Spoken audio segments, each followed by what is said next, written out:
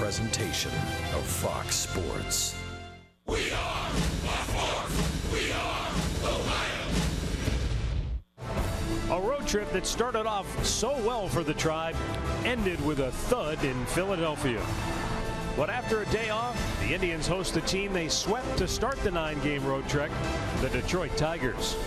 The Motor City Kitties have won 5 straight, and they'll send Justin Verlander to the mound in a rematch with Josh Tomlin next on Sports Time Ohio.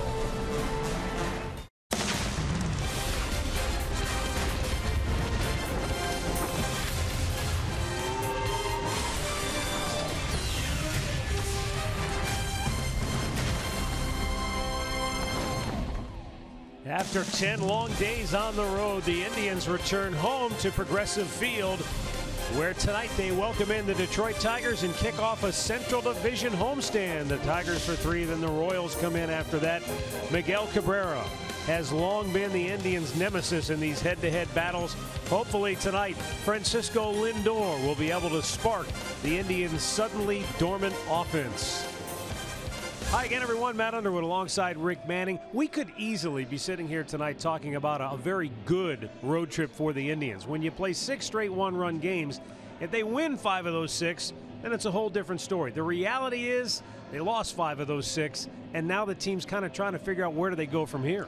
Well, but really, it's a fine line when you talk about one-run games. If you win them, you don't worry about it. You enjoy the win. When you lose them, everything is magnified. From the 7th inning on, they're going to have to get a big hit. They're going to have to make a big pitch. They're going to have to do something, and everybody's going to have to look in the mirror and do something on their own if they want to turn this thing around. They've been outscored 10-4 in the 8th inning, late in the ball game. They haven't been able to hold on to a lead when they do have it, so things are going to have to turn around. And if you win those games, you start feeling really good about yourself. They're going to have to shake some hands, their own hands, a lot more. Well, the Indians have had success in their career against Justin Verlander. He's on the hill for the Tigers tonight, and Josh Tomlin will go for the Indians, and he has been their loss stopper. Boy, he started this last road trip out with a bang, a 2-1 win. He was matched up against Verlander, gave up just for 4 hits. He gave up 1 run, and he has been the main stopper for the Indians pitching staff after an Indians loss, so they need him to step up big tonight. The Indians are going to try and give Justin Verlander his 100th career loss. Now, they have beat him as much as anybody in baseball, and this guy came out. I thought he threw the ball well Friday ago, where he was throwing a lot of high fastballs, mixing that slider down in, and he was able to get some guys chasing the pitch. Pitched a good game, but he came out on the losing end. They're going to try and get this homestand started off properly with a loss to Justin Verlander. Even though the Indians did beat the Tigers that night, Justin Verlander, it's only 3 times has a Tigers starter gone 7 innings in a start this year. That was one of them, but the Indians did get the victory. When we come back, we'll have tonight's first pitch between the Indians and the Tigers. We'll also check in with Andre Knott, who will talk about lineup changes for both clubs. Cleveland Indians baseball is brought to you by W.B. Mason, the official office supplier of the Cleveland Indians. By McDonald's, I'm loving it. And by your local Toyota dealers, visit buyatoyota.com. Toyota, let's go places.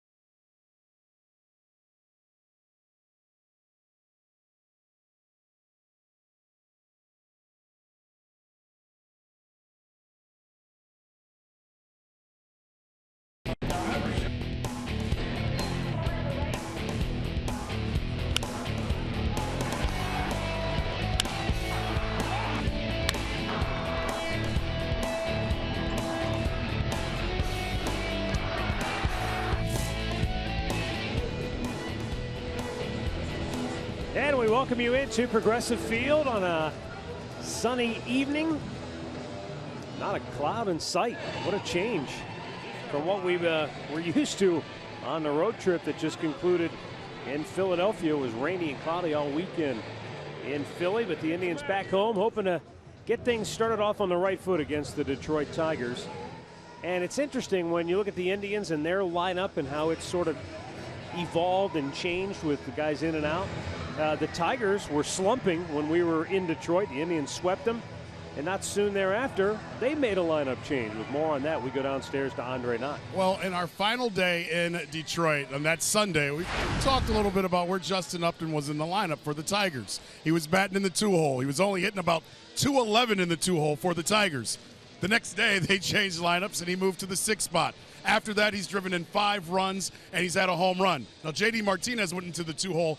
After that, he's driven in 4 runs since, with a couple home runs as well. And the Tigers have gone 6-1 since. Now, we've watched the Indians as well change their lineup. And with Santana, Carlos Santana in the leadoff spot, the Indians have had their best games offensively so far this season. So both teams have done it. I talked to Terry Francona about changing lineups and getting the right players in the right position.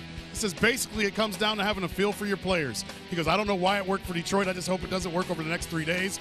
He goes, I had a feel that Carlos would help us in the leadoff spot because he gets on base and because he's comfortable hitting the fastball. So, once again, with Justin Verlander on the mound, you see Carlos Santana at the top of the Indians lineup with Michael Brantley batting the cleanup. You know, I thought we would see Santana leading off. Remember, he hit the home run the first game he was put into that spot on a 3-2 pitch from Verlander. So, and they ended up winning that ball game 2-1.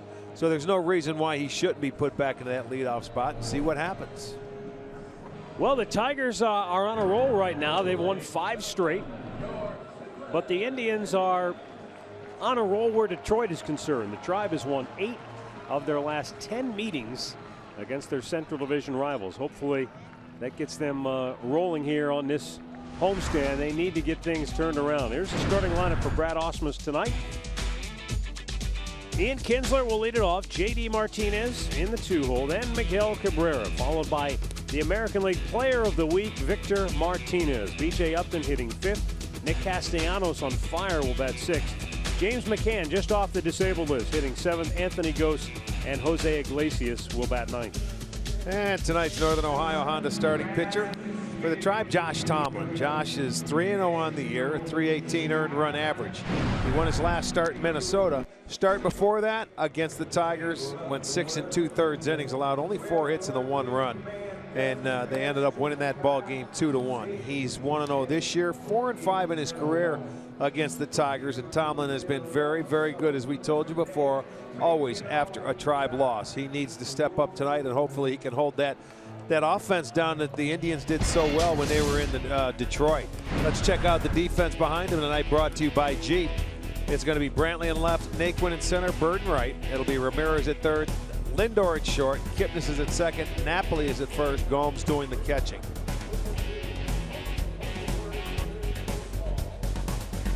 Chris Conroy will call the balls and strikes this evening. Gabe Morales is at first base. The crew chief is Jerry Meals. And Ron Kulpa is down at third. And we're ready to go as Josh Tomlin steps in against Ian Kinsler. Josh really had the Tigers off balance that last start against him. He was tough on the right-handers. He really pitched the inside part of the plate, and he commanded both parts, and that made him that much tougher.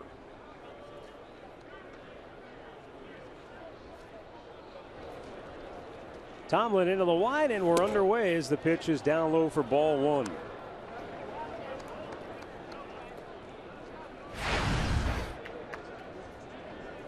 Ian Kinsler really struggled on the weekend series against the Minnesota Twins. He was just 1 for 12 against Minnesota pitching. Smashed to third, and it knocked Ramirez off his feet, and that'll be an infield hit, I believe, for Kinsler. It was hit extremely hard. Yeah, he smoked that ball. That's one of those plays where he stayed back on the curveball, and if you watch, it's just a one-hopper with top spin, and it's a do-or-die play. and Ramirez couldn't hold on to it. And once that happens, you could see he had it. It was a good try. That ball was just smoked, and you don't know how the spin's going to come off the dirt there, so it goes as an infield single. And it brings up J.D. Martinez. Tomlin always a terrific job at trying to keep the clamps on the running game. His last start, he threw a couple of balls away back in Minnesota, throwing over there, if you remember. Very uncharacteristic. Yes, it is. Smashed to third, another chance for Ramirez. This one he fields cleanly, and the Indians can't quite turn the double play as J.D. Martinez just barely beats it out. Terry Francona will look into the dugout and see if it's worth a replay challenge here. Just from the naked eye, I thought he beat the play at first base. That's a long way around the horn, and it was close, but it looked like his foot got there before Napoli had the ball, and you can see on that replay he certainly did. They're still going to take another look at it, but I don't think so. Especially we were talking about the first inning. We saw Minnesota do that when we were out there, and then they had a chance to challenge one later in the game, and they couldn't. They were out of challenges. Let's see. Here comes the ball. There's the foot, and the ball's not quite in the glove yet. So it was close. Rare that you see the first two balls put in play in a game hit right at the third baseman. Well, that's a good thing to come back and that he's able to get another one after that one bullet was hit. Miguel Cabrera looks at ball one low and away.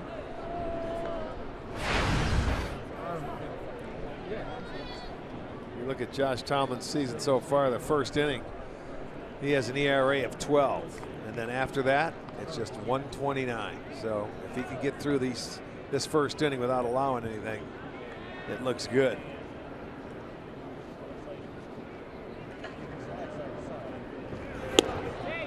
Just missing outside, and it's 2-0. Miguel Cabrera, the Indians really kept him under wraps in that series in Detroit, and he didn't really do much against the Twins either. He was just 3 for 14 in that series against Minnesota. Now they kept the whole team under wraps in that series. It's the best we've seen him pitch to in a long time. There's a strike. Gonna count 2-1.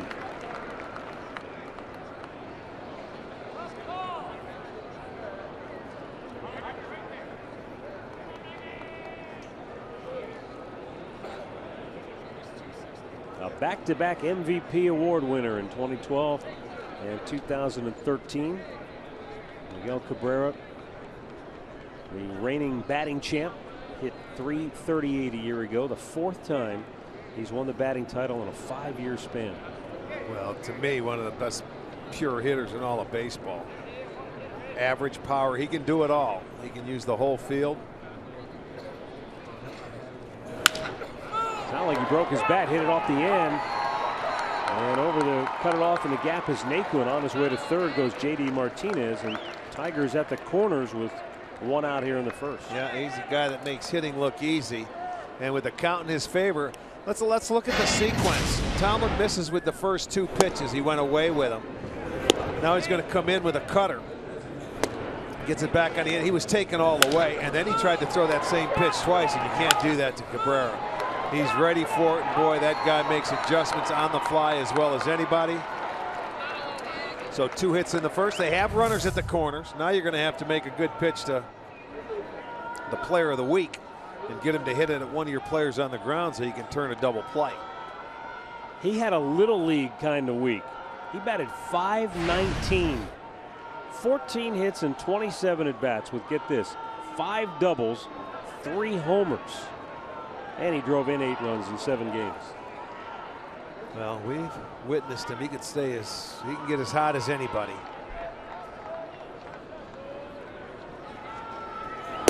Well, a year ago, Rick, it was painfully obvious that he was not healthy, and that what was it, a hamstring or a knee injury? He had something wrong with his leg, and you could tell he was trying to hit off one leg. Yeah, it was always knees.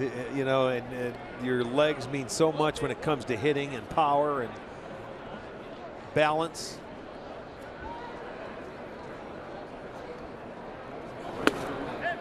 First and third with one out, and now he's in a tough spot. Josh Tomlin behind Victor Martinez, 2-0. Hard to believe this is already Victor's 6th season in Detroit.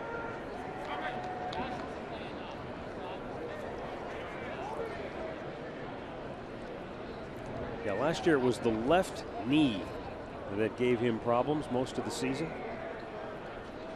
Now the 2-0. Missed outside, 3 balls, no strikes. And that was the thing you could tell last year when he batted left-handed. He just couldn't drive off that back leg, and he was just kind of out front, just not really stinging the ball like we're accustomed to seeing.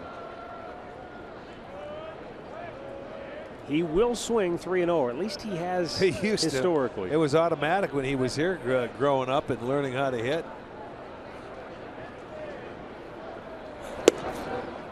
Takes, and it's a called strike. That was Tomlin's first 3-0 count this year. Well, Josh wasn't really giving in to him either. He was going right back out there, and he just got that one called for some reason. No, that's the automatic 3-0 call. B.J. Upton waits on deck.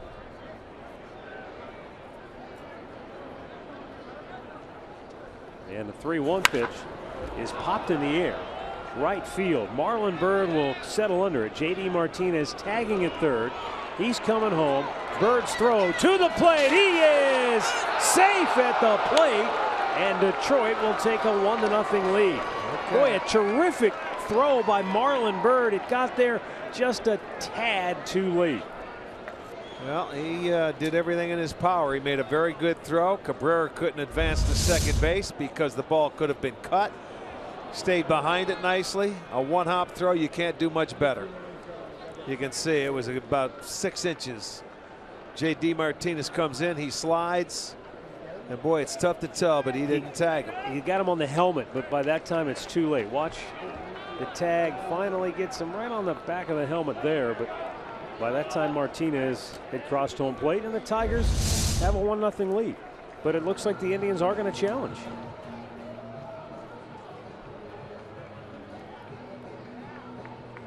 Well, I didn't see a tag until except for when it got him on the back of the helmet. Yeah, I mean, I was watching the tag, and I don't know. I can't make a comment. I didn't really see it closely enough. And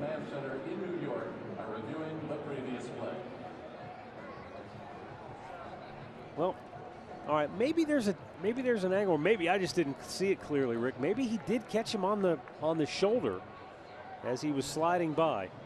Let's take a look. When does his foot hit the plate? Oh, it didn't hit it initially. Well, his front foot is above the plate. Yeah. Now, if the tag's on the helmet, a lot of guys will slide and they keep that front foot up and they never touch home plate. It did not touch the plate. Yeah, and usually it's his back leg that comes into play. And you know what? That could be the case. If that's the case, I can understand that, because you see a lot of guys slide. The umpire is in perfect position to make the call. Now, whether he saw the front foot hit the plate or not, he's out. Unbelievable. Mike Barnett with a tremendous job on the video replay, because obviously he saw the front foot never touched home plate, and therefore the Indians get the out at home plate. It's a double play to end the inning, and the Tigers do not score.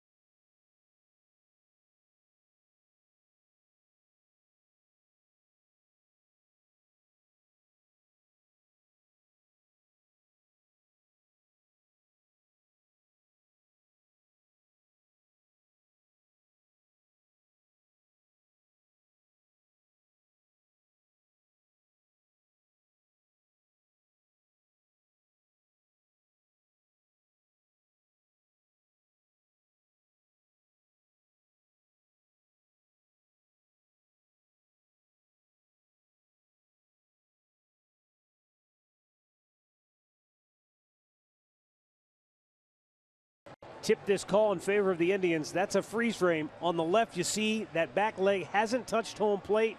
On the front picture, you see the tag is being applied, and that's why the Indians got a huge video replay assist from Mike Barnett, and they're out of the inning. No runs allowed. Here's the Indians starting lineup, brought to you by Progressive. For Terry Francona tonight, Carlos Santana back in the leadoff spot, DHing. Then it's Kipnis, Lindor, Brantley, Napoli, and Gomes, Marlon Byrd, Jose Ramirez, and Tyler Naquin. The venerable Justin Verlander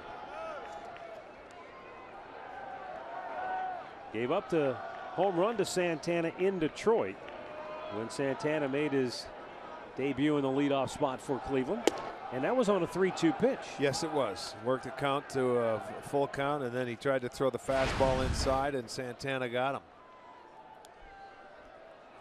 You know, for me, Verlander threw a lot more fastballs last start.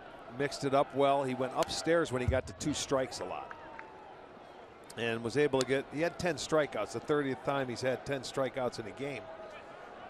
But he worked it well. But he's still a guy that, boy, there's times if he could throw, you know, fewer pitches to some hitters, you know, he's always around that 100 pitch count when it comes to the 5th inning or shortly thereafter.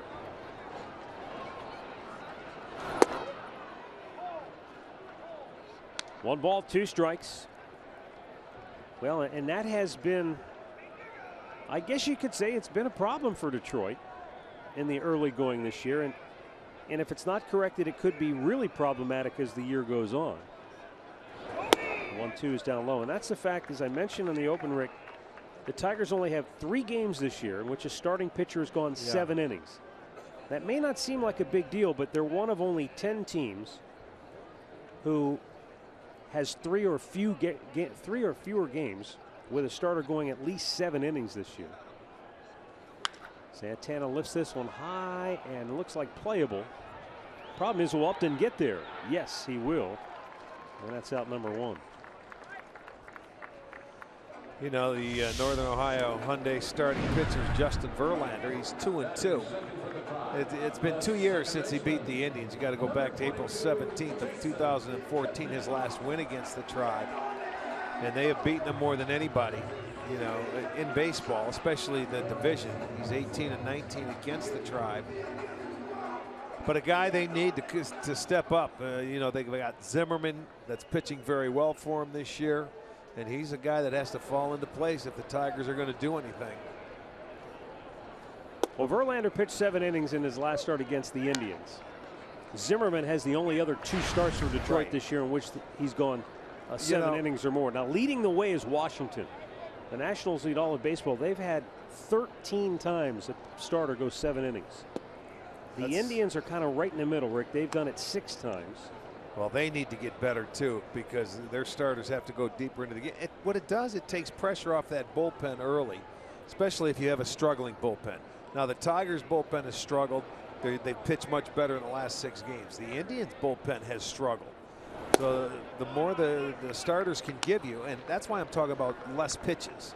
If you can be a little tidier earlier in the ball game, you know, instead of just coming out in the 6th, you can get through the 6th and maybe go out into the 7th sometime as well. Verlander rocks into the windup, the 2-1. And Kipnis fouls it back into the mask or chest protector. James McCann just activated off the DL. Jared Saltalamacchia was doing the catching when we were in Detroit, and he was on fire at the time. Yeah, well, this is their boy. This is the guy, that's their everyday catcher, McCann. So he's just stepping in and going to get some playing time. Kipnis leans back on a close pitch inside at a full count.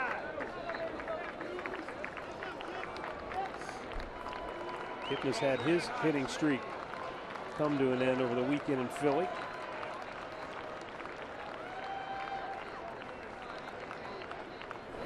In the dirt, he'll draw a 1-out walk. Take a look at the Tigers defense behind Verlander. Upton's in left.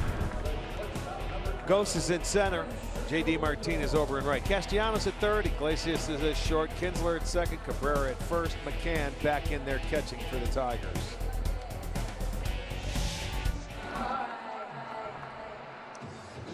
Francisco Lindor.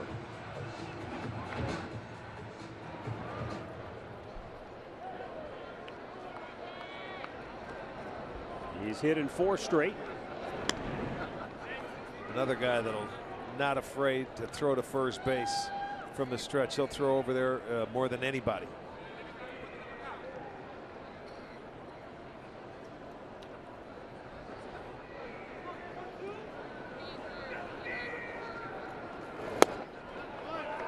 And Lindor takes ball 1.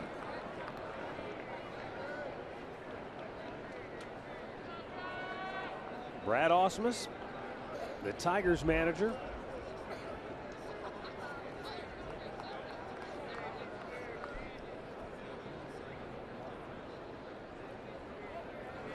Another throw over.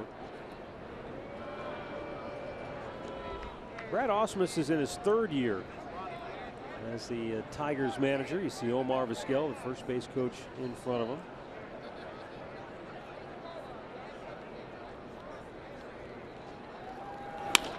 Lindor with a line drive base hit into right field. Kipnis hits second. He'll hold right there. J.D. Martinez got to it quickly. And so the Indians have 2 on with 1 out here in the first. Lindor, kind of like Miguel Cabrera, Rick, didn't hit it hard, but hit it in a perfect spot. Yes, he did. It was a fastball. Don't know if he got it off the end of the bat, but he went to the gap in right center field, and you can see J.D. Martinez gets it on 1 hop, so no chance for Kipnis to go to third base. So they'll go first and second now with 1 out. And now Michael Brantley coming to the plate.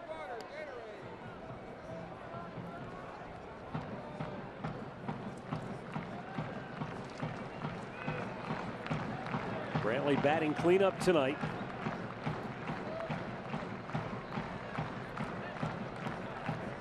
You know, that play at home plate that was reviewed and called and overturned is a big play, because when the Tigers score first, they're 10-0.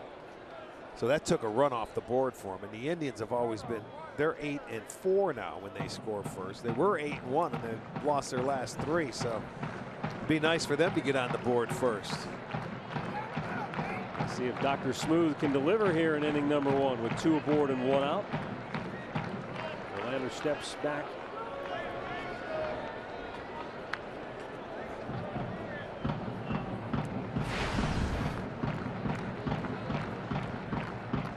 Brantley 2 out of 17 since getting activated from the disabled list.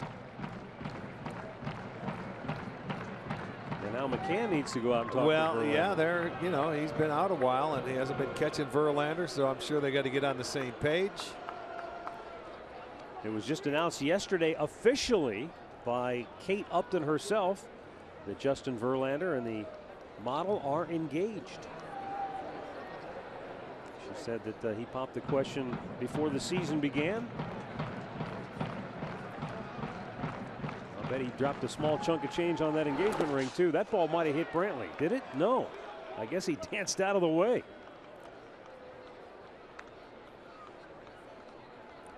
Looked like a breaking ball. Yeah, I don't know how it missed him. It was a curve ball. And, you know, he did get the front foot out of the way. Brantley, I mean, that's probably why they're not on the same page. It's always, he's hit Verlander pretty good. 18 for 62. Comes out to a 290 average. But now he wants him to go through the signs again. He looks a little agitated with McCann. Well, it's, you know, once those guys get into a rhythm, they don't want to stop and have to think about it. They get in, they want to get going.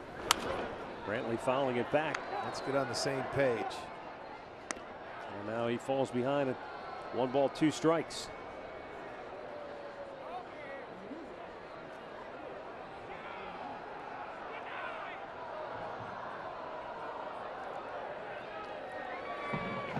Last time he faced him, there were a lot of 2-strike fastballs that were up.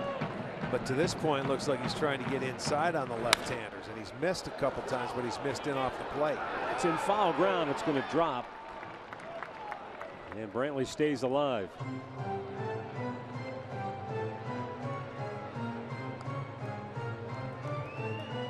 Well, there's no disputing the importance, the value that Michael Brantley has to this Indians lineup, to the ball club as a whole. But as we've seen in the past, you can't speed things up. He's behind because of the time he's missed, and you can't get all those at-bats back in one day. No, it's a process.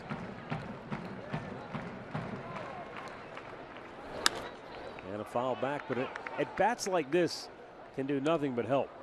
Where you see a bunch of pitches, you foul some things off. We were in Minnesota. I think he had about a 10 or 11 pitch at bat that seemed to get him going, and he felt, you know, because you start in left field and you start working your way around. I mean, good hitters, the more pitches they see, the better off they will be.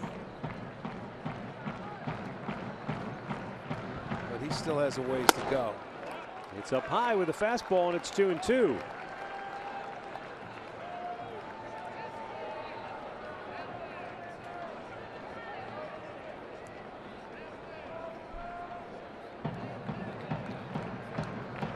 Already 19 pitches you see for Verlander here in this first inning. 2 aboard, 1 out. Well, the average is 18 pitches per inning this year. Brantley sucks one into center field, but Anthony goes, makes the catch, and the runners have to retreat. Yeah, right on the nose, right into the tracks. So their center fielder goes. He's trying to get in there and trying to get in. You see where McCann's sitting, but you see where it comes out over the plate. That's his natural tail on the fastball. So for him to actually get it in there, it's almost got to be like that front hip slider you see Cologne throw, and a few like a Kluber. When it's on, you start it at the front hip and let it come back to the inside. And if you miss in off the plate. He got away with a couple there because he missed middle of the plate. That ball was hit on the nose, and it was just right into the tracks of Ghosts. Now here's Mike Napoli. Takes up high, ball 1. Napoli sat out last couple of games in Philadelphia.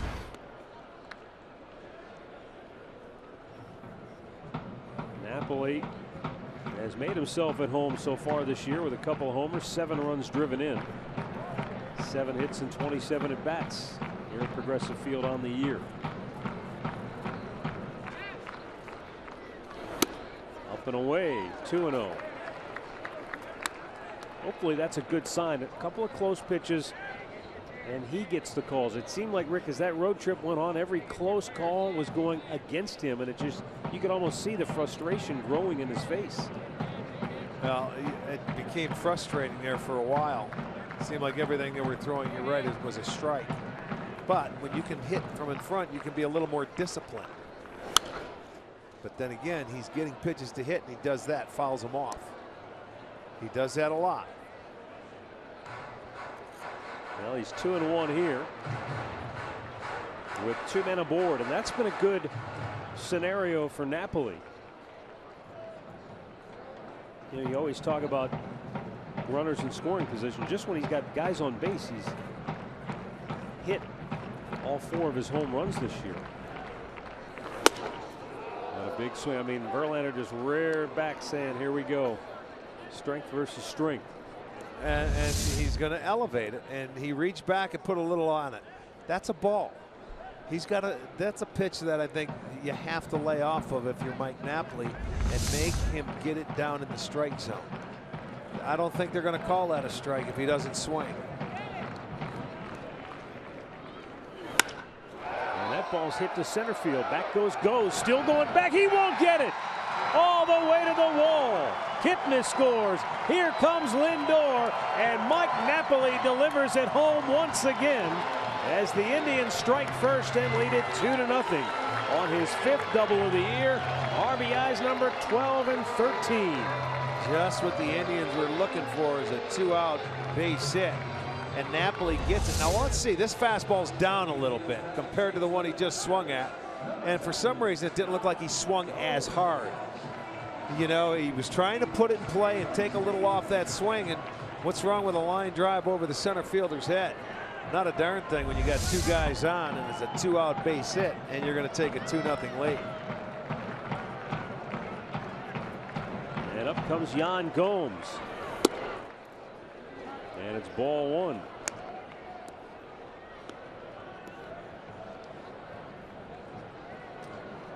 Boy, that right there is exactly what was missing in 5 of the last 6 games. That timely hit.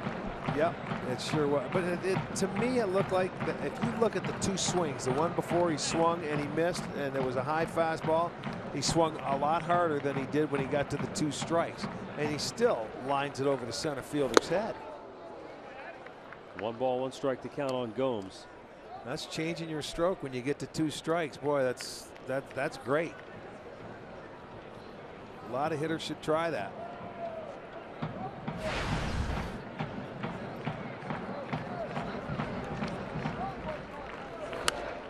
Foul back.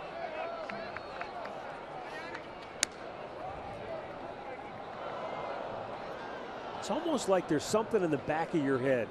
It's kind of like that Barry Bonds philosophy about when you get that driver in your hand and you're just you just want to get after it a little bit more. But with 2 strikes, you should always be thinking about the sand wedge approach. Yeah, no question. If they could understand it, put that way, then put it that way too. Gomes lines one right back through the box. Almost took Verlander with it. Napoli around third. Here's the throw to the plate. Over the catcher's head. And it's a 3-0 Indians lead as Yan Gomes delivers with a 2-out RBI single. He takes second on the throw.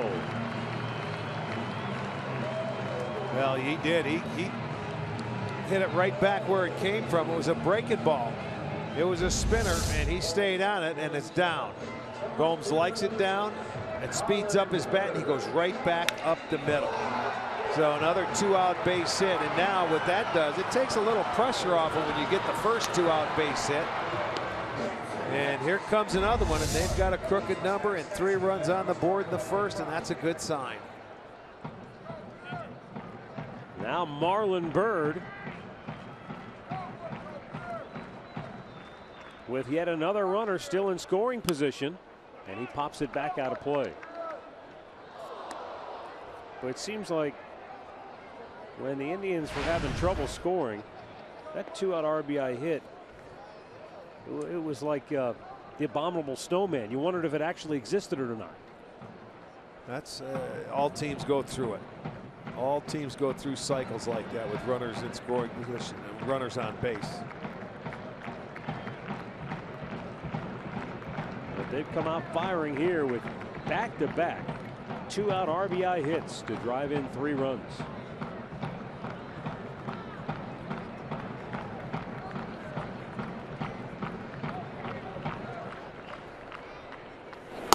Upstairs with it. 1 ball, 1 strike. Well, back in Detroit, Marlon Byrd shot one the other way. This was right after Detroit had tied the game. Yes, he was the first hitter. It was the very first pitch in the 7th inning. They came right back and retook the lead, and that's how it ended. But he's already over 30 pitches for this inning. Well, and as you pointed out, I mentioned he was at 19, and you said, well, that's about where he averages. Well, now the Indians have really pushed him hard. Well, that's what a couple of 2-out base hits will do. It'll make you get over the top, and now you start thinking about, boy, is my stuff good enough? Napoli hit a fastball. Gomes hit a breaking ball. Upstairs and out of the strike zone with that fastball. It's 3-1. Well, let's see how it breaks down, Rick. Pretty close to being even there. Yep. And this is one of the problems for Verlander, is that he goes out there and throws a lot of pitches every inning.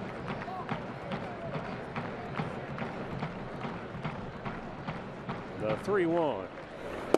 And a good breaking ball that time.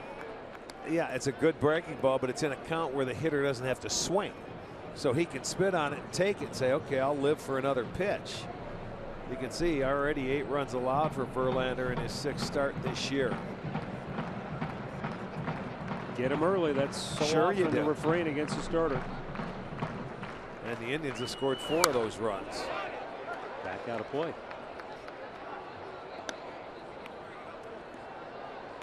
And they're not done yet.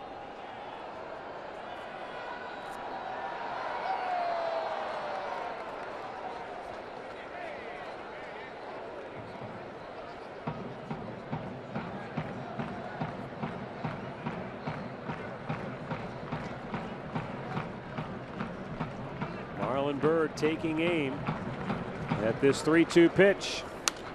And a good fastball, he fouls it off. Yeah, that's frustrating too when you continue to just foul him off every pitch after pitch when he gets to 2 strikes and really make them work. How many times have we said this, you suppose, over the years?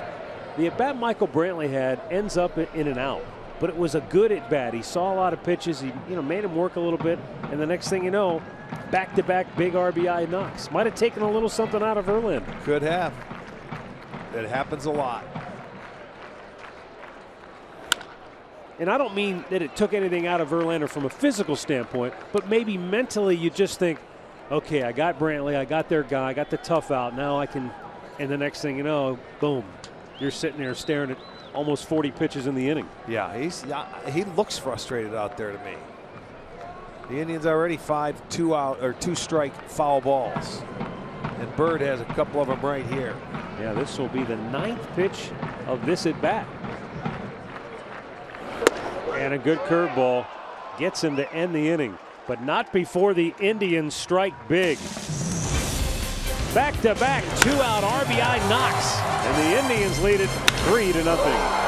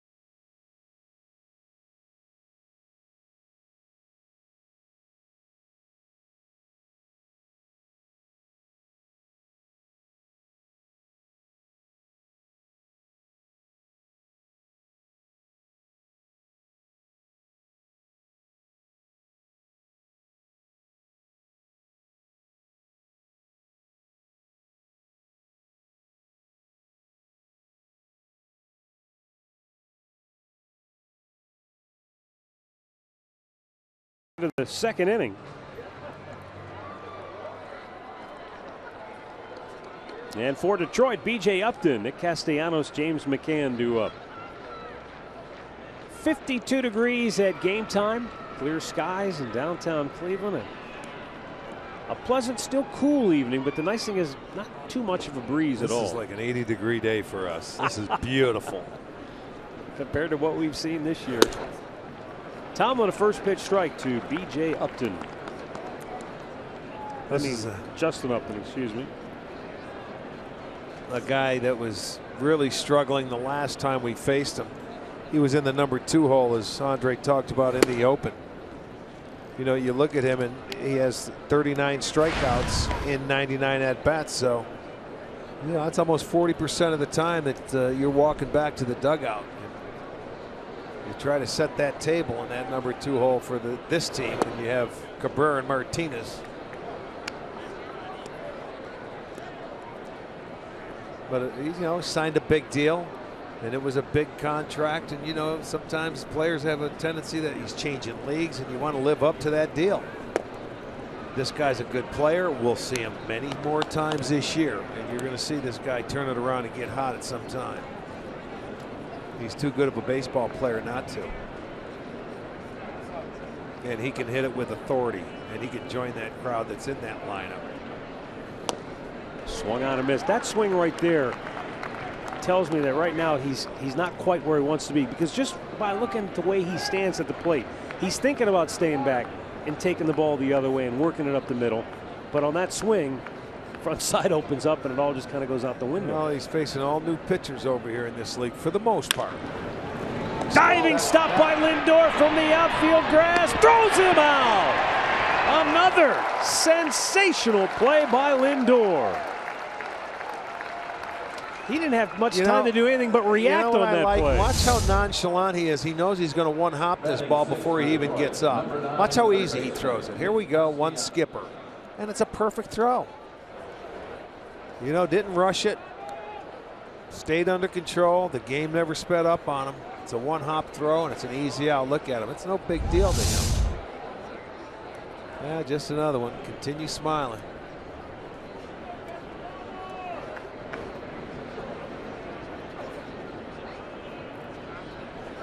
Nick Castellanos takes a strike. I don't think you can really overstate that.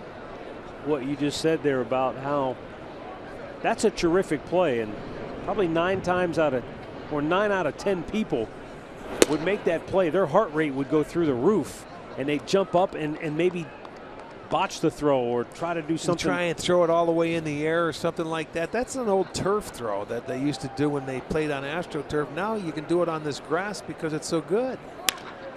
Another play for Lindor, backhander. This time the throw is chest high on the money, 2 down. While we have a moment, the Wayside Furniture keys to the game keep the Tigers in the park. When they homer this year, they are 13-4. Now the Indians have handed one of those 4 losses to Detroit. And of course, early offense to kick off the homestand. Well, they put 3 on the board. Yeah, that's a good way to start the offense. Is right. 3 in the first. You know, they're in the division all week here, and they played well in the division. They're 5-2, or excuse me, 5-3. The only home run the Indians allowed in that 3-game sweep in Detroit was a solo shot to Jared Saltalamacchia, and that was in the game in which they won 10-1. Yeah. Oh, solo, you don't mind giving up solo shots. Big curveball, a nice one. See those 3 runs in that first after they erased 1 for Detroit, you know, on the challenge, which was very, very big. Let's Tomlin breathe a little bit easier going out here now. Off the end of the bat. And we told you how good Tomlin has been after Indians losses. He's like their stopper, man. He doesn't miss a beat. That's what you expect your #1 starter to do.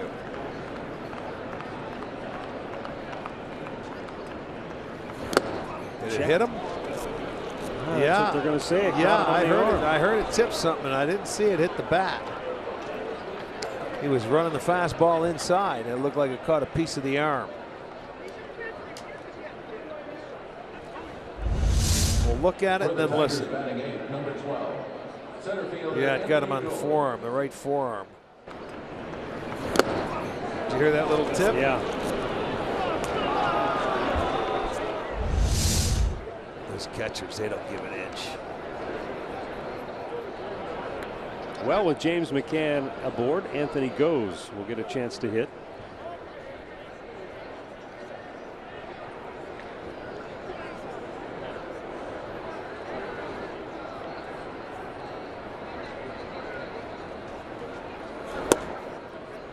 Now Tomlin, you know, he goes out, he competes. His first 2 starts, he pitched as well as anybody against the Mets and against the Tigers. Gave up 1 run in each of those starts. Last time out against the Twins, he gave up 5. 4 of them were earned. He had a couple of throwing errors, as you mentioned, but he still got the win. He did just enough. Even though he didn't have it that night. You know, you and I commented, you could tell he was searching for it. He didn't have he's a field pitcher, and he didn't have the feel for a lot of his stuff, but he hung in there. Well, he hung in there. They scored him some runs, and you know, that's the key to pitching. I don't care if you have to beat a team 7-6, beat them 7-6 or 2-1 if you have to, and he's done it already, both ways. 1-1 on the dirt, good block by Gomes.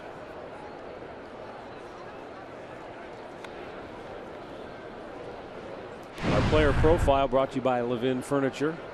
Going back to August of a year ago, he's 10-2. Right. And there's the stat you mentioned after an Indians loss. Just, yeah. 11 starts. He's 10-0. It's like the only time he starts, it seems like. Well, you're right, but you know what? That's okay because he always seems to rise to the occasion. 10-0 out of 11 starts. That's wonderful. I don't think he can do any better than that.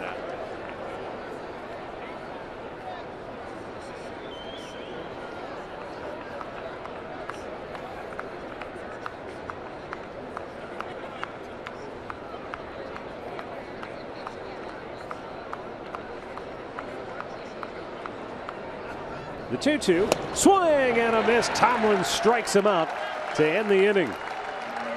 Francisco Lindor starts the inning with some spectacular defense. 3-0 Cleveland.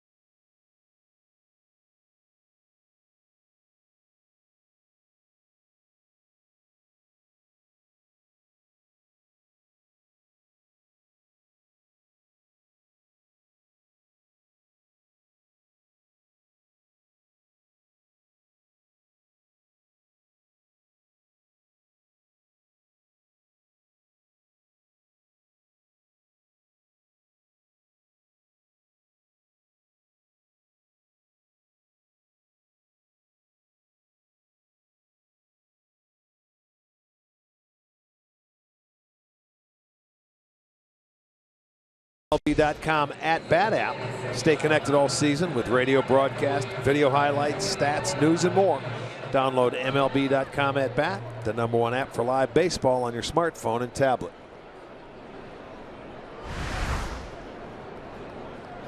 Jose Ramirez will lead off here in the home half of the second. And Justin Verlander delivers a first pitch strike. Well, in that first inning, there were 5 Cleveland hitters that saw at least 5 pitches or more. And that's why that's pitch number 40.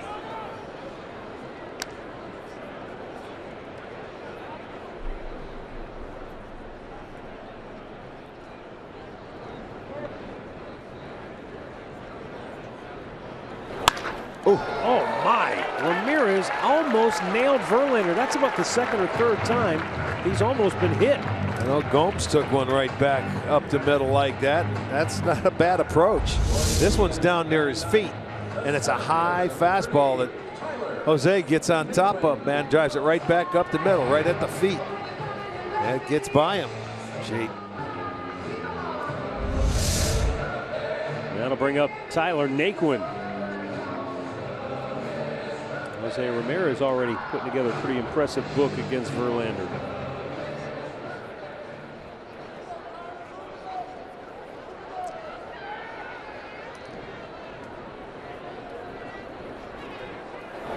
Naquin squaring to bunt, and he fouls it back.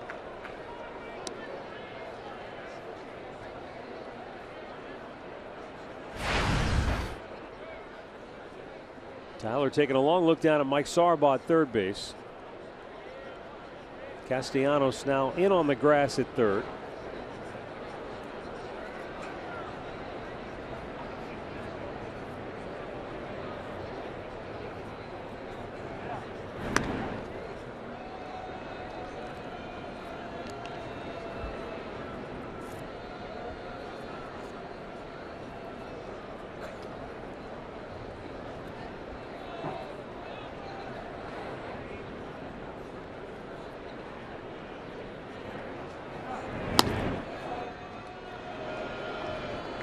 He's got himself a pretty fair lead over there. He's having to dive back in. Well, we always talk about his move. He's got very quick feet for a big man, and usually once he comes set, he doesn't throw over there. It's usually while he's going forward. Pitch out, but nothing doing. That's good. Get your hitter back to an even count.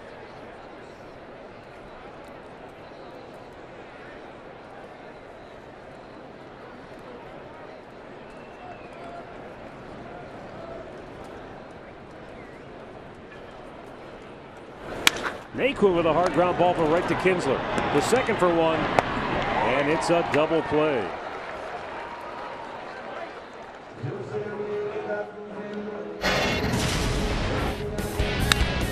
Our great clip from Sunday was the Indians' only run of the ball game. It cut the lead in half in the ninth inning, but that would be the final score, 2-1.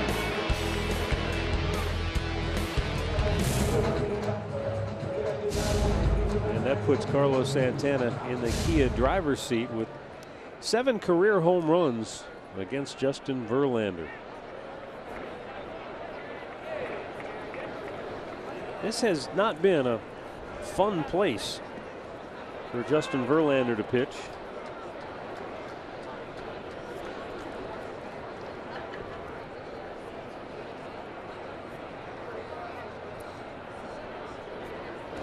This is his 25th game pitching here in Cleveland. He's given up 18 home runs.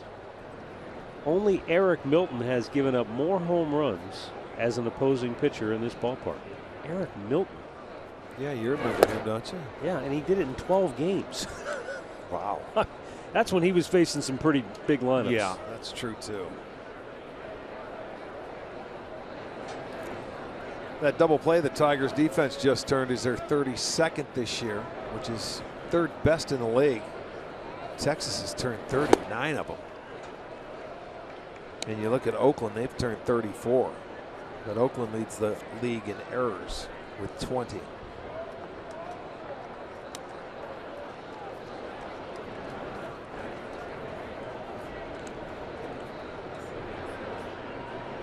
So many pitches it takes him to put away Santana here.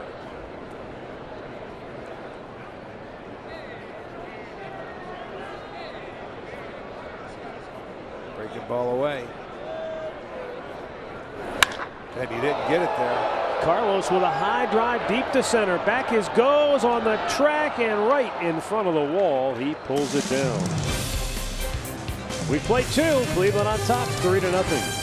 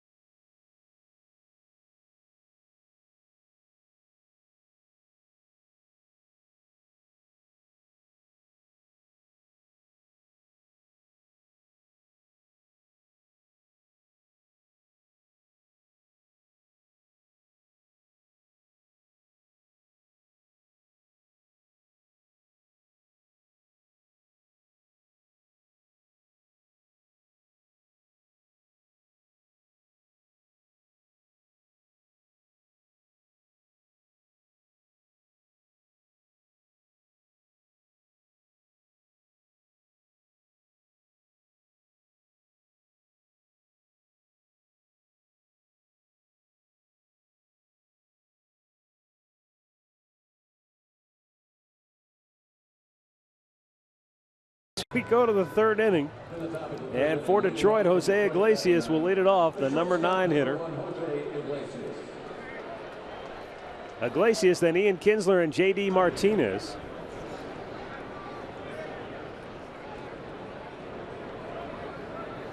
Josh Tomlin into the line. He deals, and curveball misses for ball 1.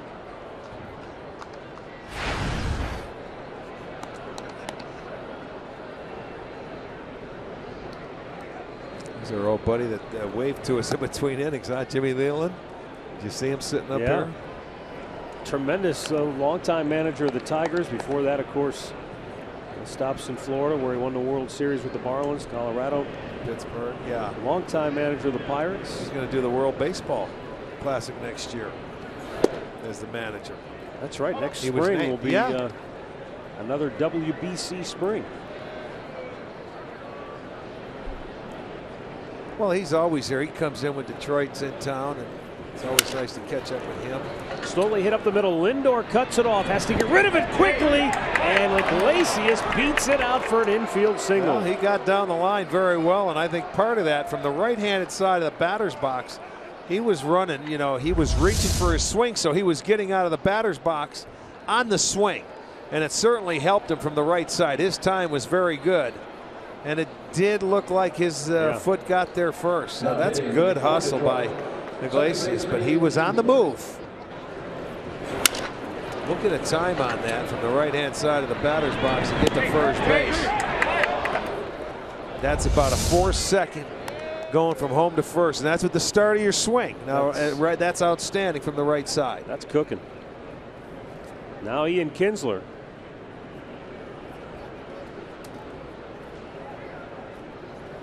Kinsler hit a bullet his first time up right at third baseman Jose Ramirez, who knocked it down but couldn't make the play, and Kinsler had an infield single. There he is. Go team man. What's he eating? Little Cracker Jacks, popcorn, enjoying the game. No stress up here, is there, Jimmy? You remember those days in Pittsburgh before they had cameras in every nook and cranny of a ballpark. They'd catch him every once in a while. Having a heater in between innings. Everybody used to.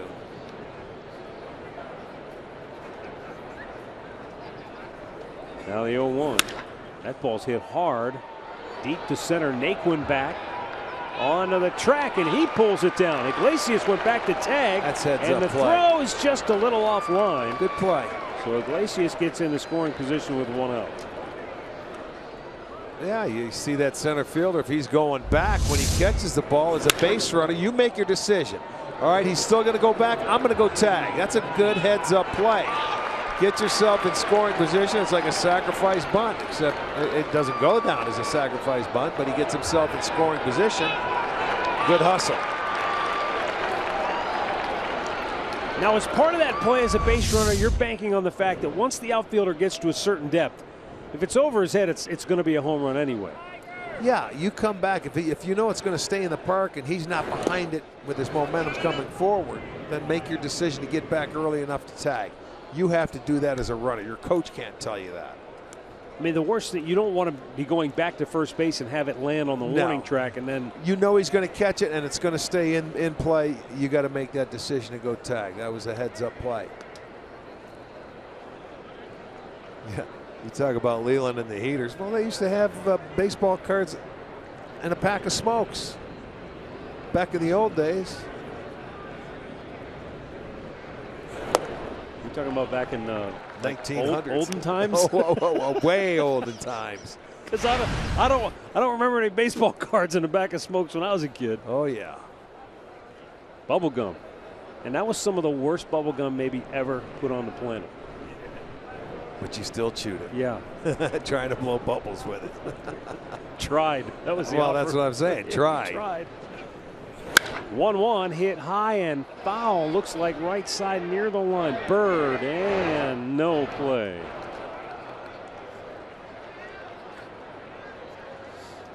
That gum used to be like chewing glass. It'd break up. But the best part about those packs of trading cards was that bubble gum gave the cards an aroma that lasted for years. You'd break the cards out of the shoebox and they still had that bubble gum smell to them. Tommy Boe has that type of cologne that he wears to the ballpark every day. Bubblegum cologne. Ode to Tops. The 1-2. Swing and a miss. He struck him out with some high heat. Yes, he did. Second strikeout for Josh Tomlin. 2 away here in the third. Let's make this our Circle K strikeout. Look at Gomes. He's standing. Gomes is actually standing to get it up above the belt at the letters on J.D. Martinez, and he makes a great pitch. And guess what? You get the swing and miss. He likes to launch that ball to right center, and it's so much easier for him with his uppercut man to launch it from a pitch down in the zone. They elevated. They got the strikeout. Out number 2. Now here's Miguel Cabrera.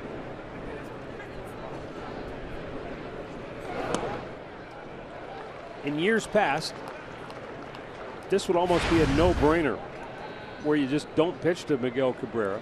What, when Victor's been out? But the way Victor's swinging it right now. Yeah, well, that's what you need. When you have one of the best hitters going, you have to have protection behind him where you can pitch around him all day long.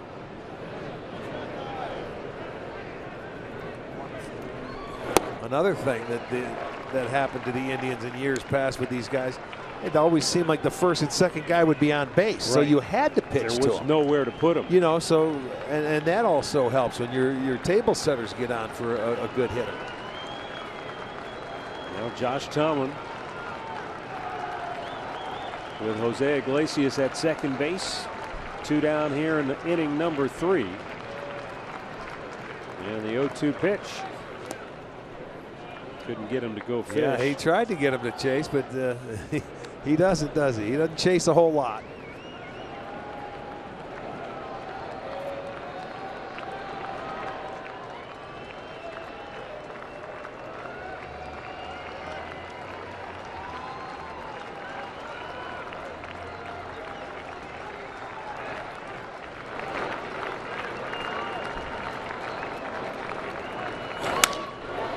In the air to right field.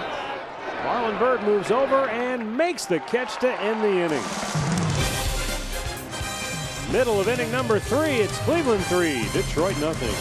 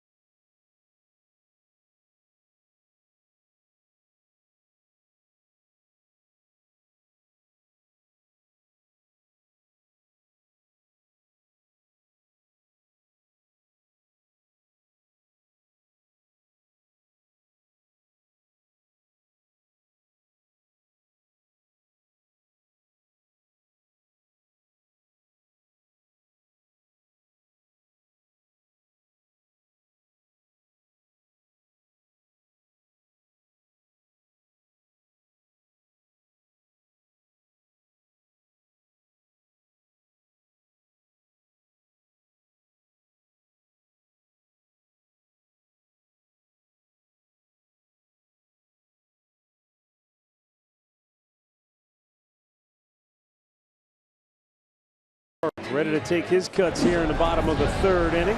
Just a reminder, as you enjoy a cold one, to stay tuned later in the game for Miller Time, brought to you by Miller Lite.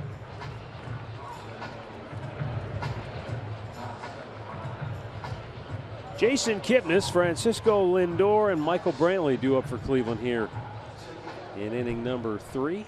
Kipnis started the ball rolling in the 1st inning when he drew a walk. Yeah, walk's a big part of this Indians offense.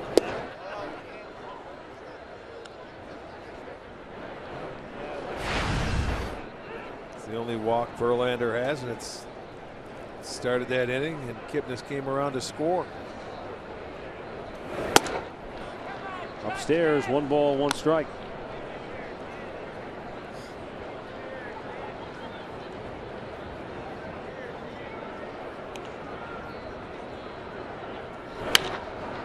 High pop. Left fielder Justin Upton will make the catch, 1 away. Let's go down to Andre. You know, interesting thing I watched over the weekend in Philadelphia, and I'm sure you guys watched with Philadelphia, not a lot of shifts played on Jason Kipnis, Carlos Santana, or even Mike Napoli. Now today, with the Tigers that are familiar with the Indians, you see the shift back in effect. Now look, the Indians only scored 7 runs over the weekend. Houston, of all teams, leads the Major League Baseball with 362 shifts. I'm just curious, guys, do you think it makes that much of a difference, 2 shift, when you see the difference? The Indians didn't score a lot of runs over this past weekend. Well, I think it all goes back to, Andre, how you execute the pitch. True. I mean, if you can shift all you want, but if you don't execute the pitch where it's supposed to be made, then any hitter can beat that shift. I just think, you go back to the weekend against Philadelphia, there just wasn't a lot of hitting, period. No, it wasn't. But I think as we go along with this, and we've had the conversation, there's a lot of teams that don't believe it. There's a lot of teams that do believe in it. It's just interesting to see the numbers play out. I'll tell you what, you take a good look at how the outfielders are playing our left-handed hitters right now, Andre. And when we go down to Houston on Monday, Tuesday, Wednesday, you watch where their left fielder is. Yeah. It'll be as shallow and over to the left field line as you'll see all year from any baseball club. At least that's the way they played us last year. I saw some of their shifts, and it was driving, I think, Kipnis and those guys crazy. You can even ask them if you get a chance. I guess Joe Girardi recently said on the record that he thinks shifts should be banned. He did. He said they should be outlawed, but he's one that uses them as much as anybody. You know, I don't know that I'm a cheerleader and say, yeah, the shift's great, I love it, but I think that if you have the data and you have the statistical analysis that shows where guys hit the ball, especially on the ground, I think you're foolish if you don't use the shift. I mean, we saw the numbers. Last year, J.D. Martinez, I think, hit, what, in 500 bats, hit like 2 or 3 balls to the right side of the infield, so why not shift onto the left side when he's at the plate? If he hits it on the ground, that's where it's going. You can play those guys anywhere you want. It's up to the hitter to try and make adjustments if he wants to get base hits. If he put all 4 guys on the right side, you know, if he doesn't try and you know, get on base a different way, then that's the hitter's fault. Lindor singled and scored in the first. And Justin Verlander with the 2-2. Pops it up foul, headed for the seats, and out of play.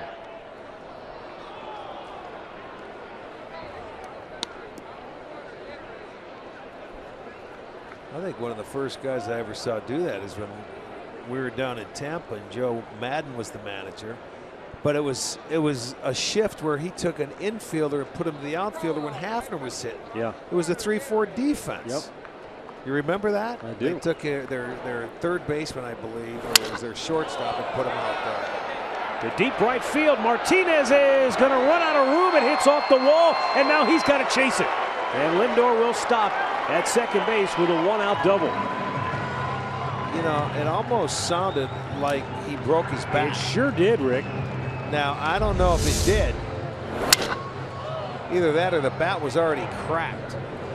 But I'll tell you what, he hit it deep enough, it got over Martinez's head. And he didn't get back there quick enough. This could be a tough time to pick it up right now. That sun's still sitting on top of it.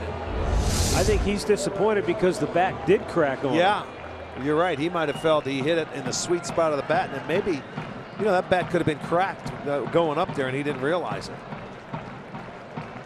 Michael Brantley to the plate. He hit the ball right on the screws his first time up, but right at the center fielder Anthony goes. And he checks on a fastball over the inside corner for a strike.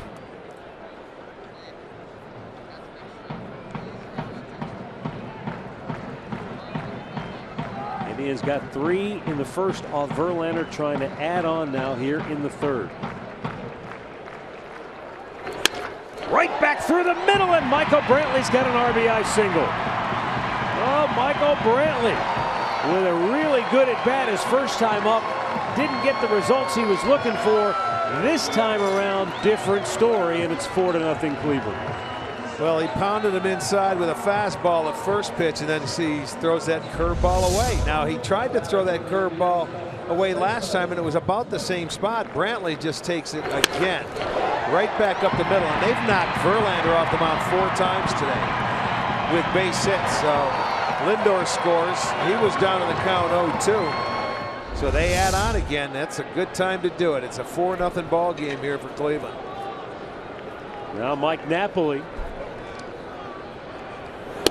Napoli doubled over the head of center fielder Anthony Gose in the first inning. And not many times will you see a ball hit over a center fielder's head that lands on the grass. Yeah, it was a line drive, and it was a shorter swing for Mike. Low throw dug out by Cabrera, but Brantley back safely.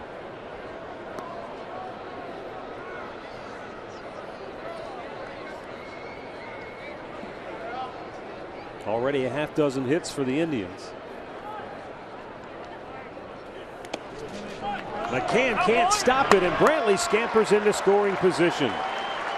He kept it from getting behind him, but the ball rolled away from him. He was unable to corral it, and as soon as Brantley saw that, he took off. Yeah, Michael read it well. As soon as he sees the ball go in the dirt, he took off. Went off the end of his glove, and it went down in front. And there it was. He picked it up quickly, and you're not going to get him. He could cruise in. That's just being alert over there at first base. And, read that ball in the dirt and take off.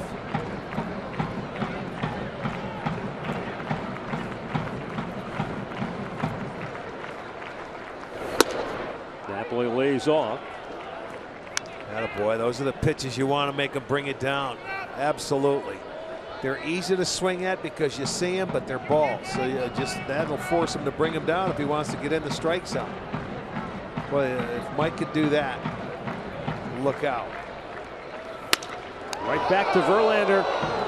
Oh, he had Brantley, but he let him off the hook and took the sure out at first base, 2 down. Yeah, you want to get an out anyway.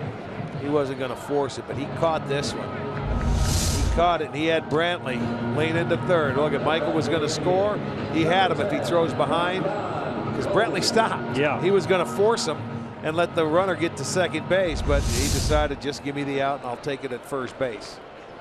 And Brantley says, thank you. Well, Yan Gomes delivered with 2 outs his first time up. Let's see if he can do it again. He got that curveball and laced it right back up the middle. Verlander fires to second, but Michael easily back in.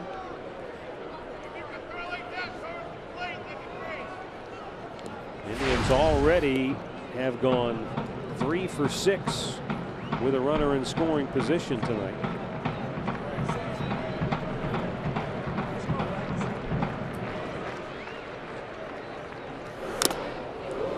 And Gomes fouling it off.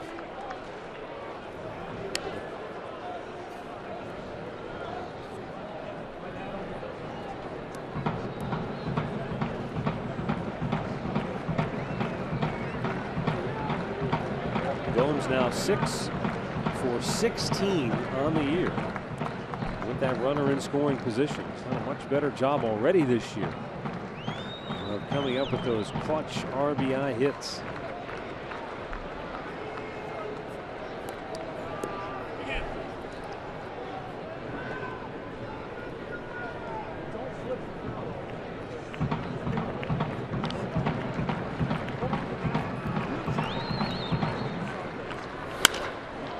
Gomes, a towering pop to center.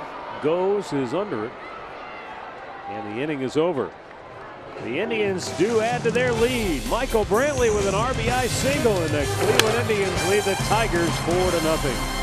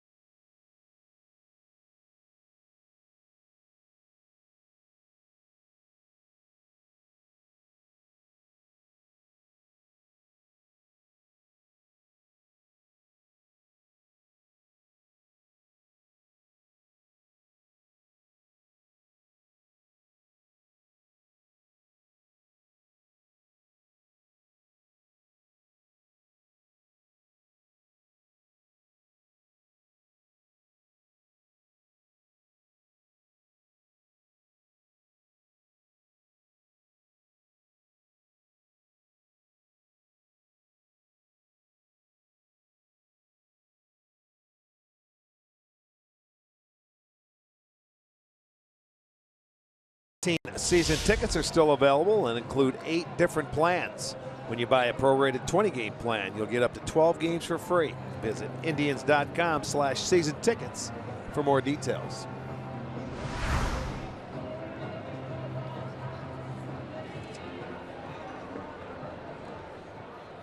All right, 4th inning. Victor Martinez, Justin Upton, and Nick Castellanos for the Tigers.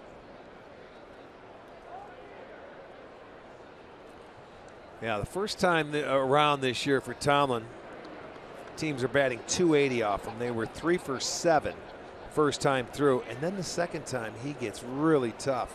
They're hitting .074 off him that second time through the lineup. Wow. And right now they're 0 for 3. What would lead you to believe is the reason for that kind of disparity? He starts getting a feel for that breaking ball and his off-speed pitches, and he starts commanding the baseball once he gets out there. As I mentioned, his first inning ERA was 12, but you just start getting a feel. And he's a touch and feel guy when it comes to the baseball, you know, with the command, moving it in and out and working both sides of the plate like most pitchers, but he's not a power guy.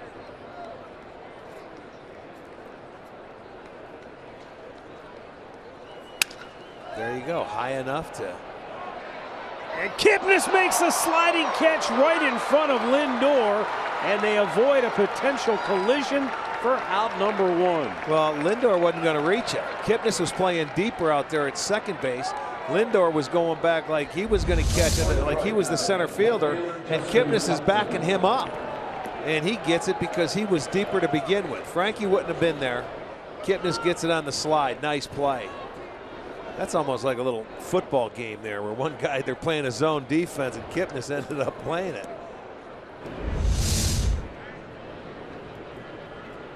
Here is Justin Upton. Robbed of a hit his first time up on a diving stop by Lindor.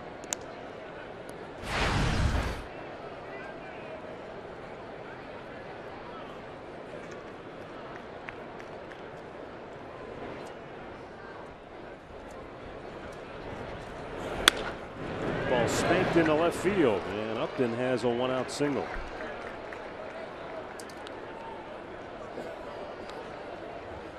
You know, that's also one of those plays, Rick, that with the new shifts is a play that they're not used to making, where the second baseman and the shortstop are literally right on top of each other. Yeah, that's true, because how many times are you going to see him hit a soft line, you know, a fly ball that, you know, watch. He goes up and he didn't hit it all that well, almost like he jammed him. But Lindor was going straight back. Kipnis was ranging because he was playing Victor in the hole. Well, he's the free safety. He's got more depth. Yes, he does. And, you know, if you remember that ball in the 9th inning he made on Martinez in Detroit, it was one hop. It was going 100 miles an hour.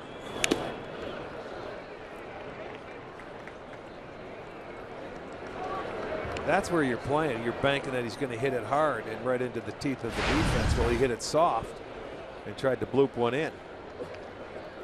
Nick Castellanos grounded out his first time up tonight. It's off to a great start this year. Came in batting .361 with 4 homers already, 5 doubles, 18 driven in. And he hit a big 3-run homer in Minnesota to get him back in a game when they were losing. That's about 5-2. He brought him right back into the ball game. So far, all 4 of Detroit's hits tonight have come after a 1-0 count to Tomlin. When he's been ahead, they're 0 for 6. Snap throw to first. Got him! Whoa! Upton picked by Yan Gomes. That was a perfect throw. I mean, right on the money. And, you know, he must have read something. He must have read something. Watch the look. He took a nice secondary lead, but I mean, right on target. Oh, great. Great look, guys. Yeah. Good play. You talk about being heads up.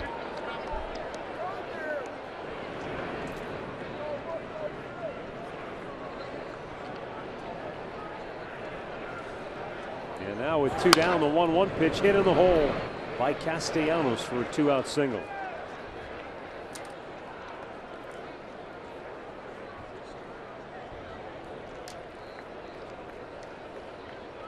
Our stat of the game is brought to you by Buick. And the Tigers have been pretty prolific so far this year when they hit a home run. They're 13-4. That's the best mark in baseball this year. When the Indians don't homer, they're 5-4, which is, believe it or not, third best. Hard to win, I guess, when you don't hit a home run. Well, you better have good pitching. McCann fouled that off right at the plate. He was nicked on the forearm by a pitch his first time up. Just grazed him.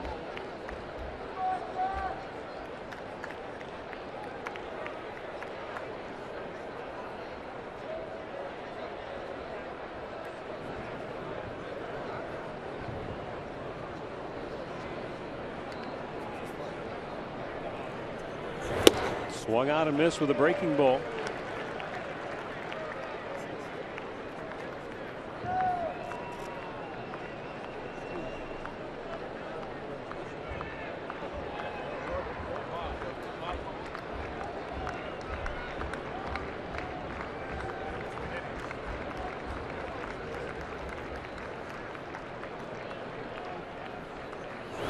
And McCann reaching for it, just got a piece of it.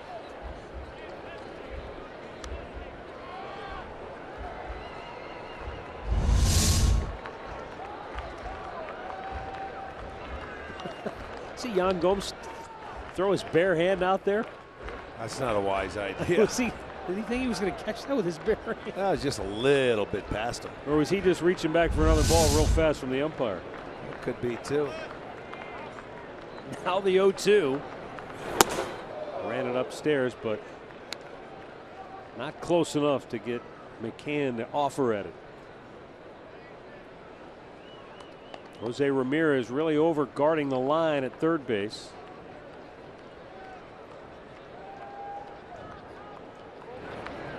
Last two hits have been to left field for Tigers right-handed batters. A little bit low, it's 2-2.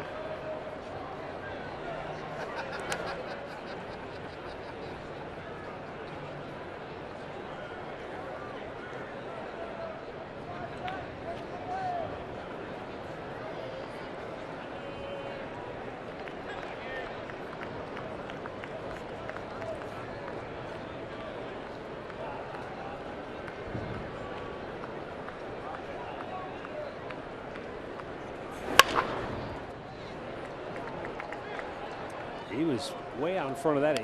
You could hear the kind of a hollow echo of the he had bat. one hand on the bat. That's why he was fooled on it, and his timing's off. He's just coming off the disable list. You see, they had a few right-handed hitters that have stayed back on Tomlin's curveball, and they've been able to hit it and hit it pretty well. He was just out in front. He hasn't been playing. It's going to take him a little while to get a feel in the batter's box as well.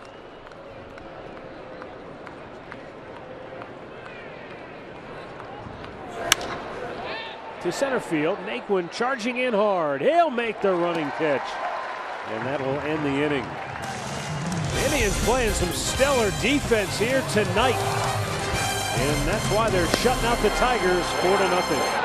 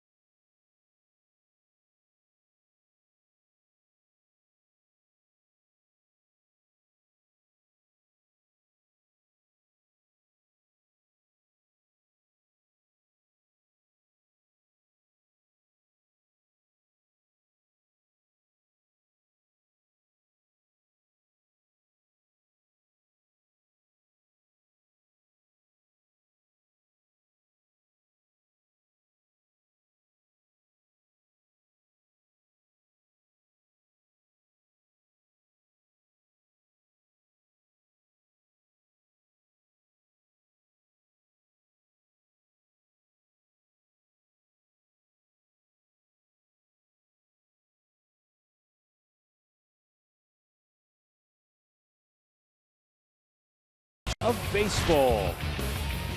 And Jordan Zimmermann named the American League Pitcher of the Month, and why not when you're 5-0 with an 0.55 ERA? Yeah, great start to his new home. Signed a big deal with the Tigers in the offseason as a free agent, and boy, it looks good right now. Justin Verlander goes to work here in the bottom of the fourth. Indians on top 4-0. And Marlon Byrd swings at the first pitch and sends a high pop to deep left. And Justin Upton makes the catch just inside the line. 1 pitch, 1 out. Well, I'll tell you one thing, with Marlon Byrd, watching him and his approach, if he gets that fastball first pitch, you can bet he's going to get after it, and he's going to hit it. He's been impressive. I mean, he's a 38-year-old who doesn't really show the signs. He's still quick. He's still quick enough to get on a fastball. That's why he gets after it, and he doesn't want to miss it.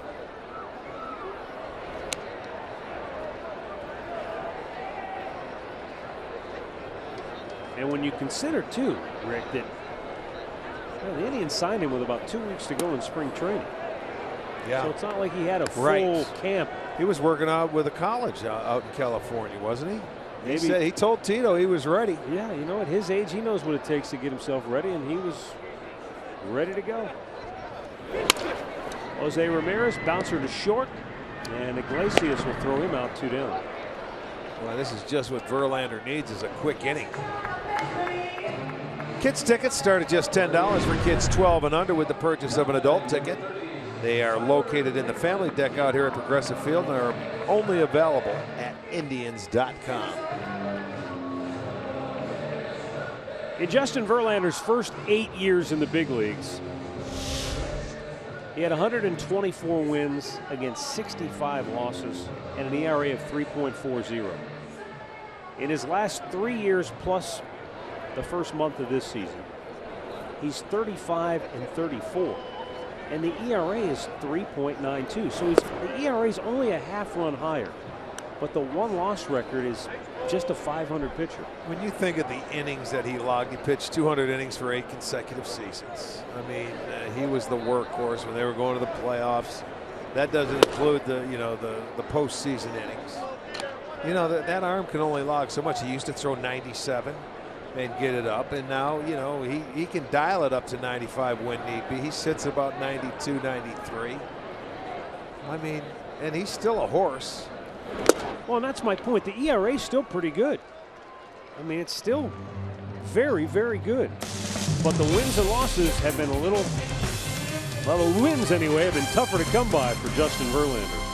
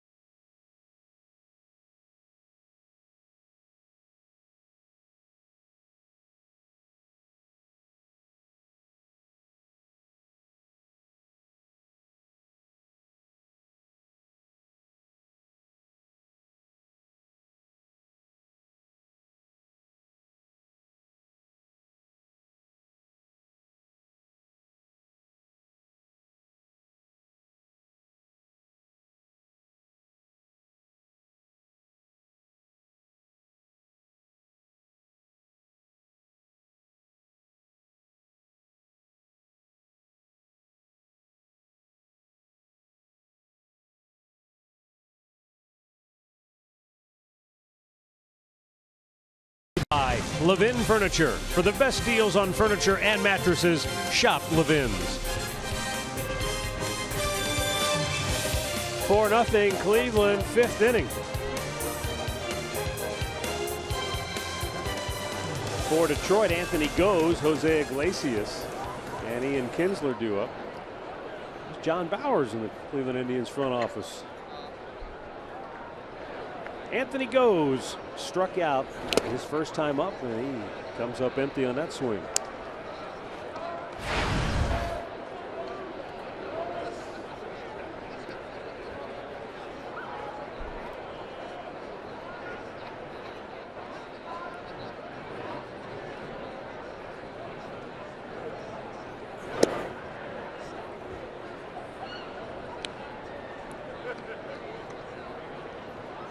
Goes trying to get it going offensively. He has picked up a hit in 4 of his last 6 games.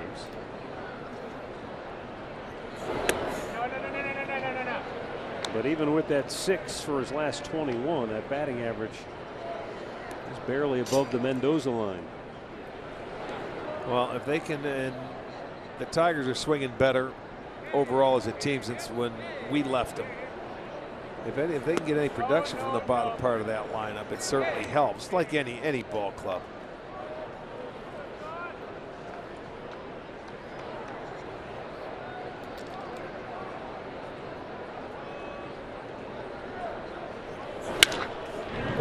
Bullet into right field for Anthony Goes, and the Tigers have their leadoff man aboard for the 2nd time tonight. Make a difference this summer and Bike to Carry in Velosano. Takes place July 29th through the 31st. Every dollar raised advances cancer research at Cleveland Clinic. Team up, get involved at velosano.org.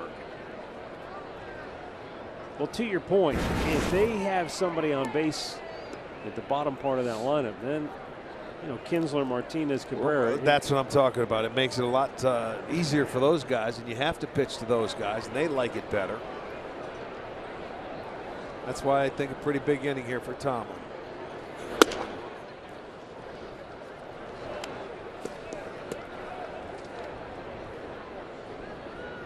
Josh, in his last start against the Tigers, went 85 pitches, but he was already into the 7th inning. He went 6 2/3 with those 85 pitches. He's at 66 now.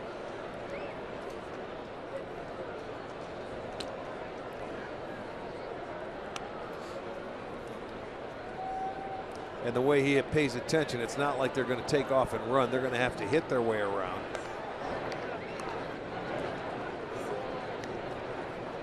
Nobody has still tried to steal a base against Tomlin. Goes inching off at first. And it nicks the outside corner to even the count.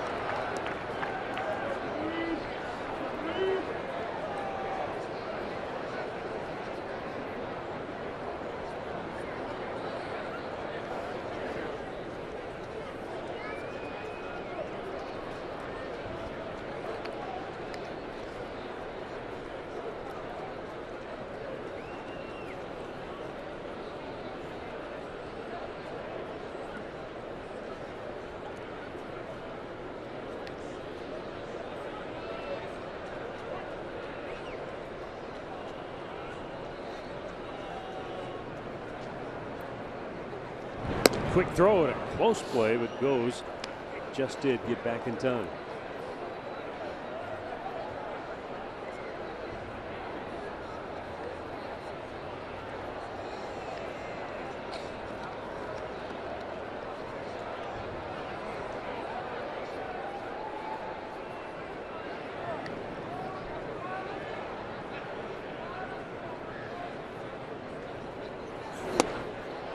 The hits in this game are even at 6 apiece. Tigers have had 2 guys thrown out on the bases. One at home plate in the 1st inning on a review.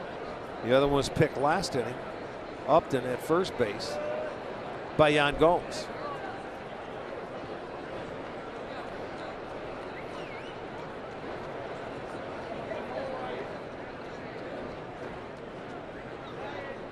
Tomlin's 2-1 pitch. High pop. Looks like a routine play for Michael Brantley in left field. Yeah, you love when that guy hits the ball in the air like that. 1 down.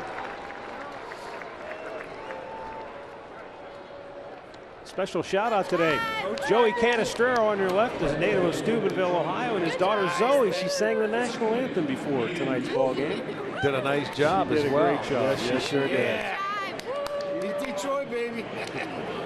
Well, that's what everybody's hoping. See if they can make it 4 straight. Well, going back to last year, 8 out of 10. This was a team that seemed like the Indians just couldn't beat to save their life for the longest time.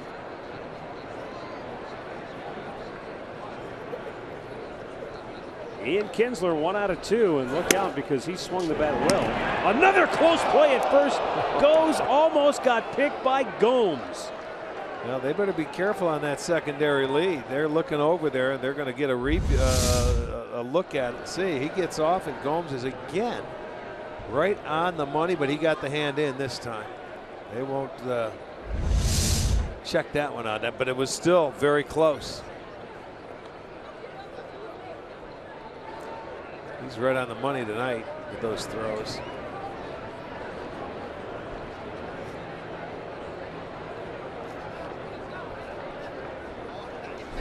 Snap throw again. Even goes close and getting his uniform dirty.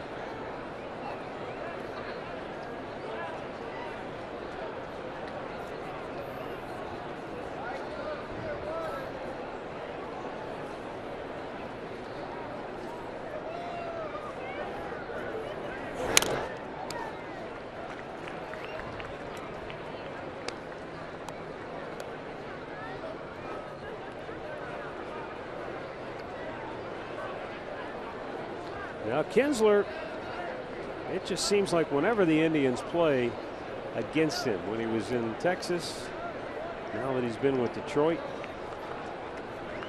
he's just a pain. Guy hits a lot of line drives.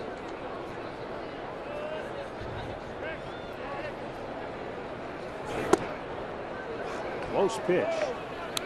Call the ball, and it's 2-1.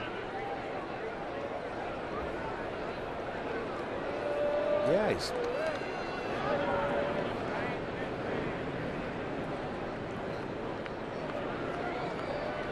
Ian Kinsler, a career .295 hitter against the Indians. 8 homers, 56 runs batted in.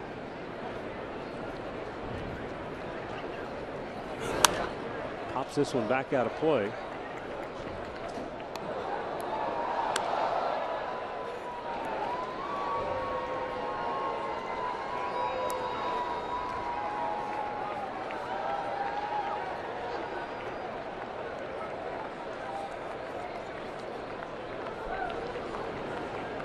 Nothing Cleveland. Tigers batting here in the 5th, 1 on, 1 out.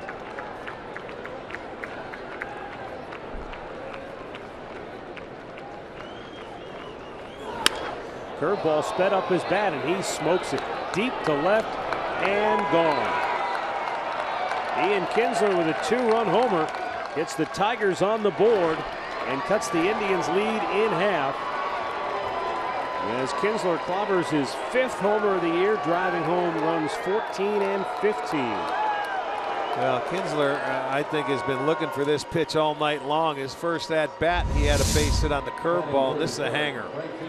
This one stayed middle of the plate, and it was just what he was looking for. You see how he really stayed back, kept the hands back, and gets it over that yellow line into the seats. It comes back into play, but now the Tigers are on the board. They cut it in half. It's 4-2.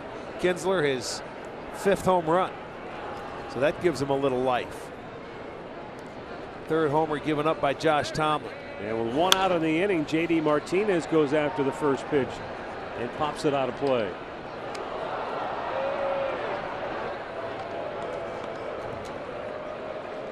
Now JD Martinez came in as the American League's or one of the American League's top hitters on this just completed series.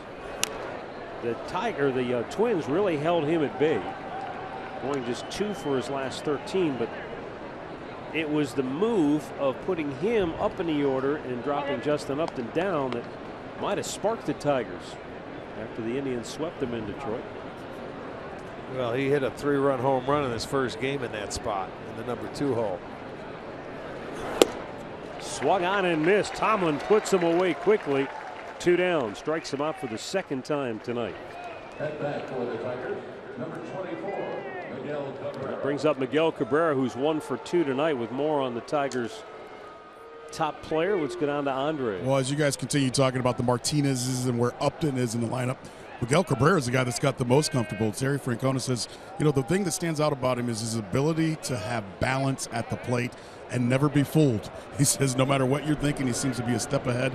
And when all these other guys start swinging, it seems he got real hot quickly. Swings at that first pitch and fouling it back.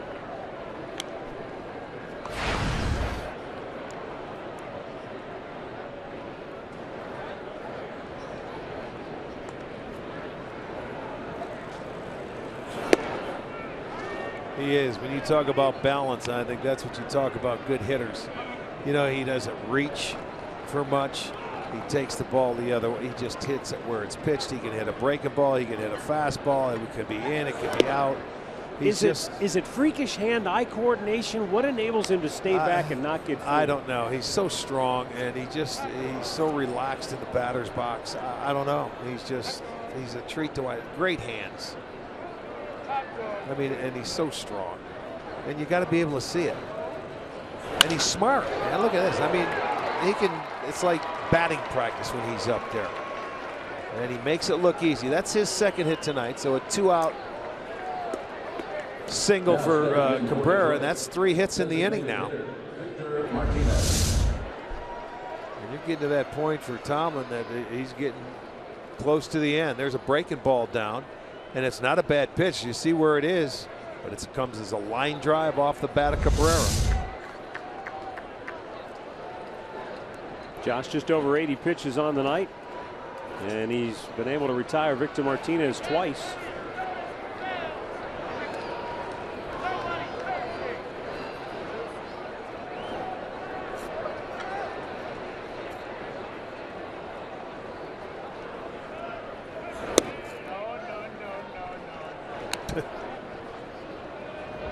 Wasn't the umpire saying that? I don't think so. I think there's somebody close to behind home plate near our microphone.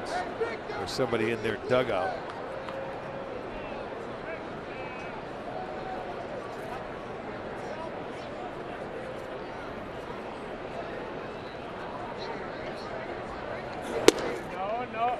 There's a called strike, and that'll even the count.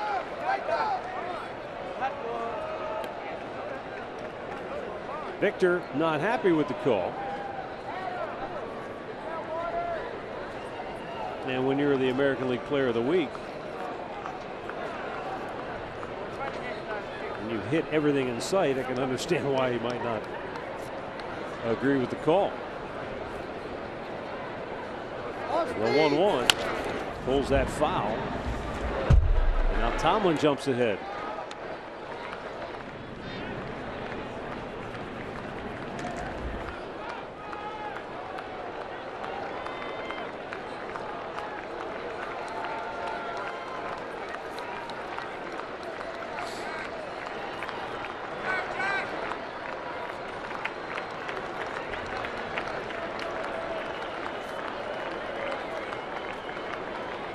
There's Tomlin's 1-2 pitch to Victor Martinez.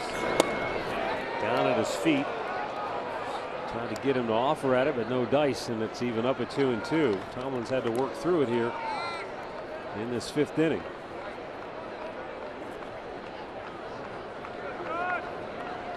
Indians have that big shift on. Kipnis out on the outfield grass. Remember, he made the great running sliding catch on Victor in the 4th inning. Martinez just punches it into center field. How's that for hitting? And back-to-back hits here with 2 outs in the 5th inning. Well, that's just making adjustments, man, on the fly. He kept his hands back, and he took that shot before he got to 2 strikes, a hit, 1 out. And then look at this pitch. That was off the plate by 4 to 6 inches. And that's he took exactly what he gave him, and there's a hit right back up the middle. That's great hitting on something down and away. And Callaway is going to have to come out to stall. They're going to have to get the bullpen going here because Tomlin has had 86 pitches. And he's about out of gas now. That's 4 hits in the inning. And with 2 outs, the batter is going to be Justin Upton.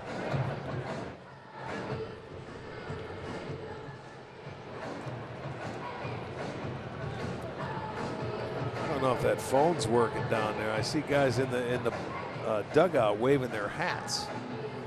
So I'm not sure that the phone is working to the bullpen.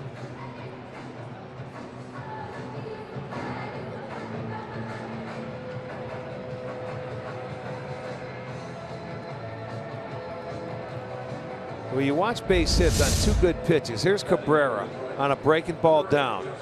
You can see the balance. He might have been a little out front, but he stayed on it, and his bat stayed through the hitting zone.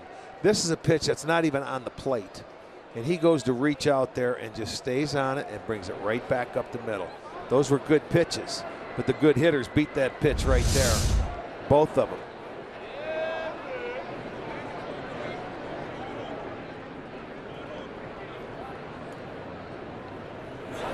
Tomlin delivers low and outside to Justin Upton. Tommy Hunter is the guy getting loose for the Indians. So the bullpen phone's not working. Mickey Callaway signaled out to the bullpen by waving his arms, and then he put his hands as far apart as possible, as if to say, give me the big guy. And so Tommy Hunter is getting loose. Upton sends a sky-high fly ball to left. Brantley back. Under it, makes the catch. Tomlin survives a shaky 5th. Tigers get on the board with a 2-run homer. It's 4-2 Cleveland halfway through.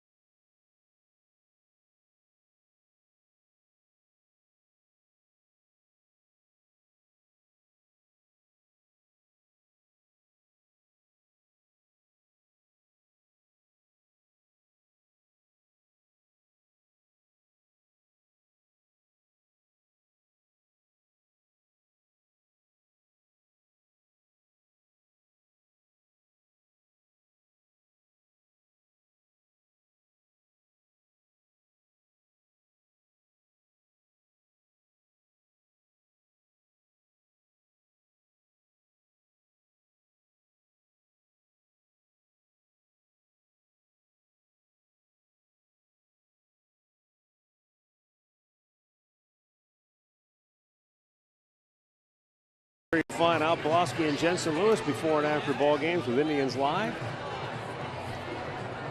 Folks enjoying a night at the ballpark here as the Indians open a homestand with 3 against Detroit, then 3 against the world champion Kansas City Royals. Top of the order for the Tribe as Carlos Santana will lead it off. Santana 0 for 2. He is fly to left and deep to center. Verlander, who the Indians roughed up in that first inning for 3 runs on 3 hits, needed 44 pitches total to go through the lineup the first time. Second time around, he needed just 29. Well, he had a nice 1-2-3 inning last inning, and that got the offense back in, and we'll see what kind of life he comes out with. I know one thing, he came out with some sleeves on. He didn't have those sleeves on the first 4 innings.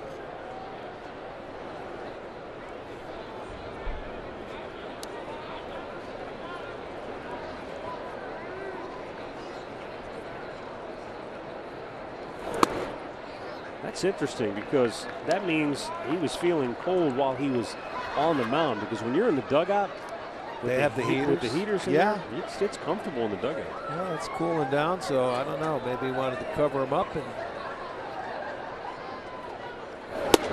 how about that? He walks Santana on 4 straight pitches.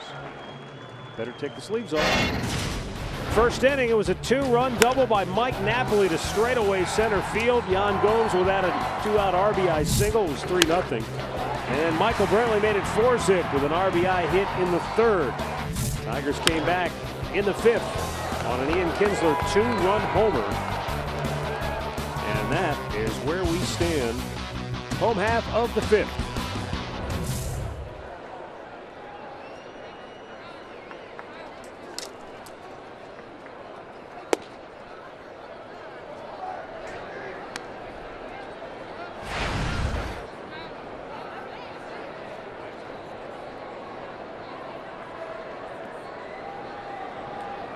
Jason Kipnis walked and scored in that first inning.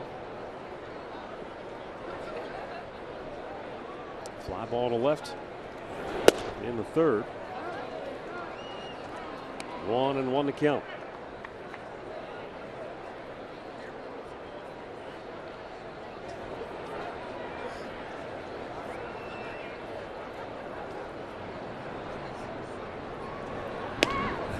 I was just getting ready to say Verlander doesn't have to worry too much about, you know, Santana going out and stealing first, even though you walk the leadoff hitter. But it's just habit, man. Pitchers get into habits; they throw to first base. It's not that he wasn't even off the base.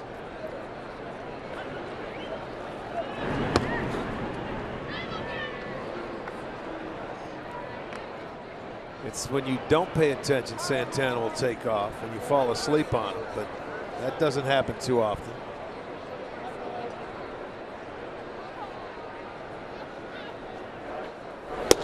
Missed inside to Kipnis, 2-1.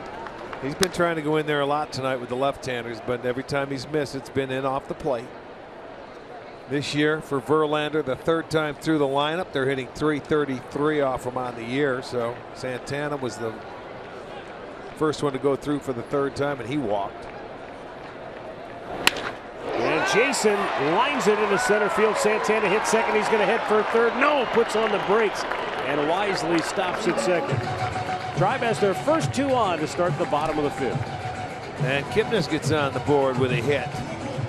That's the 7th hit now for the Indians. He's walked. He got a base hit. Nice stroke there. Ball down in the zone. He stayed on, got through it. Takes it right back up the middle. Good swing. You notice a lot of the Indians' hits been right back up the middle today, where they stay on the baseball. They don't try and do too much with it. They take a nice little approach, short swing. Now he's got to face a guy that's 2 for 2 off him tonight in Lindor.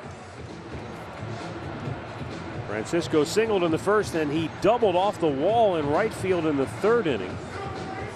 And it sounded like he cracked his bat, or might have already had a cracked bat when he went to the plate and didn't realize it. And the ball hit off the fence. Otherwise, with the swing he put on it, it would have easily been into the seats for a home run.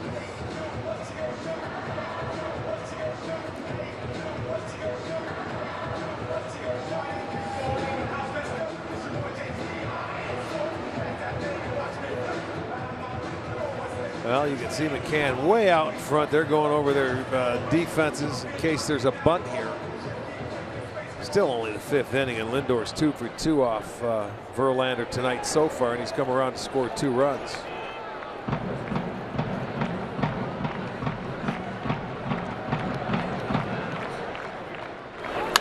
And Lindor, big swing, fouls it back. Take a look at Francisco. His first 2 times to the plate. Base hit, 1 hopper to right. This one's cracked the bat and gets it. It goes to the base of the wall in right field. I think he realized it. Yeah, he can't believe it. I think that bat was cracked before he went up there. But anyway, he's 2 for 2.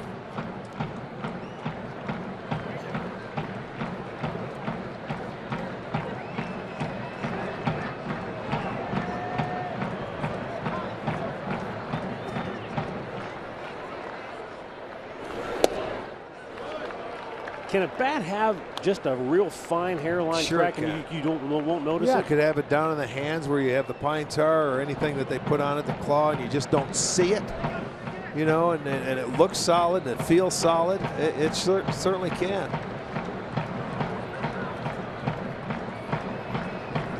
Little hairline crack.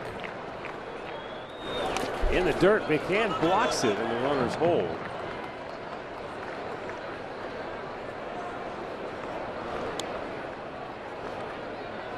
Drew Verhagen getting loose for Detroit.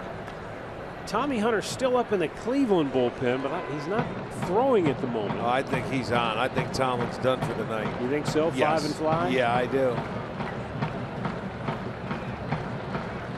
I sure do. He's at his 86, 87 pitches, and that's about it.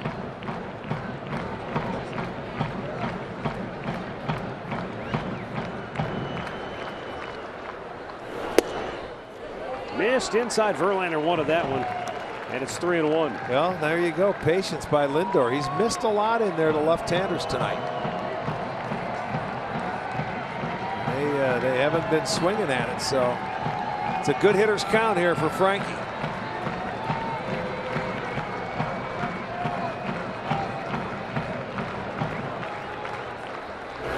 He drives one deep to right. Goodbye. Francisco Lindor with a 3-run homer. And the Indians take command of the game right back from the Tigers as they increase their lead now to 7-2. And Lindor just a triple shy of the cycle. And I mean, he smoked that ball. 3-1 count, got a fastball. This one had the plate. And I'll tell you what, he hit it a ton. And he knew it as soon as it left the bat. So back come the Indians on a strike from Francisco Lindor. It was right there. It said, hit me. And he certainly did. His second home run, and it is a bomb. And he has also scored 3 runs tonight.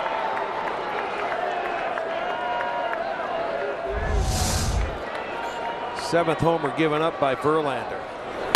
Now Michael Brantley pulls one foul. Well, that's when you want to hit him, when you got a couple aboard. That's the 19th home run allowed by Verlander here in Cleveland.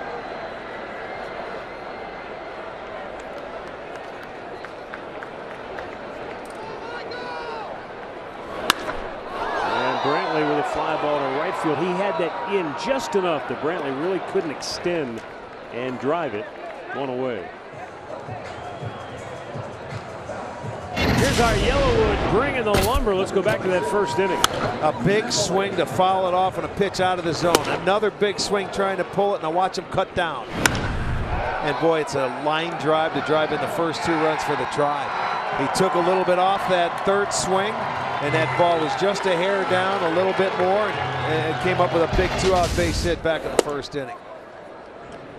And Napoli looks at a fastball low at the knees for a strike. Boy, did that swing by Lindor just take the wind out of the sails of the Tigers. Still a long way to go. It's not like the game's over, but boy, when they came right back, put the 2 on the board, and all of a sudden they're right back into the ball game. Well, it was a big inning, and what's Verlander do to the first hitter? He walked him up 4 pitches. He started that inning for him, then a base hit, and then a bomb. Well, you think back to the game in Detroit. That I know it was only a 2-1 game, but Indians led it 1-0. Tigers scored and tied it. The very next inning, the first pitch Verlander threw, home run. Indians go right back. That's where, as a pitcher, you've got to go up and throw a 0 on the board and get your team back in there. And he couldn't do it, and that's where the momentum shifts right there. That's called the Big Mo. Second time they put 3 on the board in a game, and they've been having a tough time scoring runs. But they take it right back. The 2-2, and it's fouled back into the seats.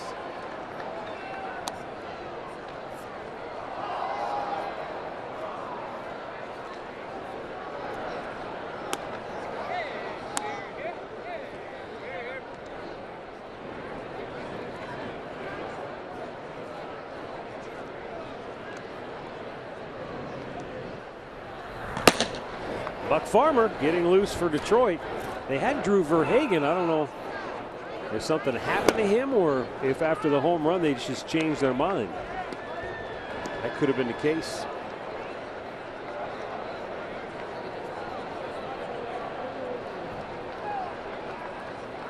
Verlander closing in on that 100 pitch mark. 3-2 is low for ball 4. And you saw the sort of grim look that Rich Doobie had on his face. The Tigers pitching coach is going to make a visit to the mound. Or at least it looks, yeah, here he comes. Probably felt good about the way Verlander threw in the 4th inning. Bing, bang, boom, a 1-2-3 inning. They come back and score 2. And then he comes out here for the 5th, and the Indians just jumped right back into attack mode. This series continues tomorrow night. Corey Kluber against Anibal Sanchez. Alan Jensen start our coverage with Indians Live at 5:30. First pitch at 6 o'clock right here on the home of the Indians, Sports Time, Ohio.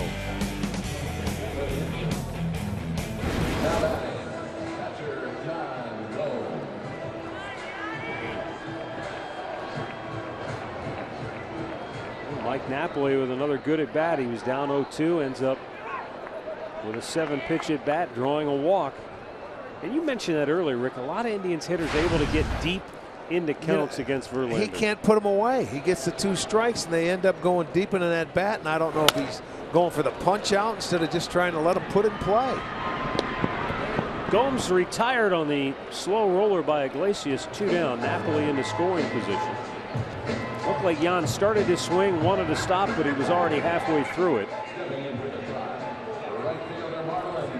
And with 2 down, Marlon Byrd will be the batter. And Byrd, while he's 0 for 2 tonight, has had a couple of pretty good at bats. The first time up, he saw a lot of pitches. He ended up striking out on a really good hook by Verlander. And then on the 4th, he drove the ball to left field.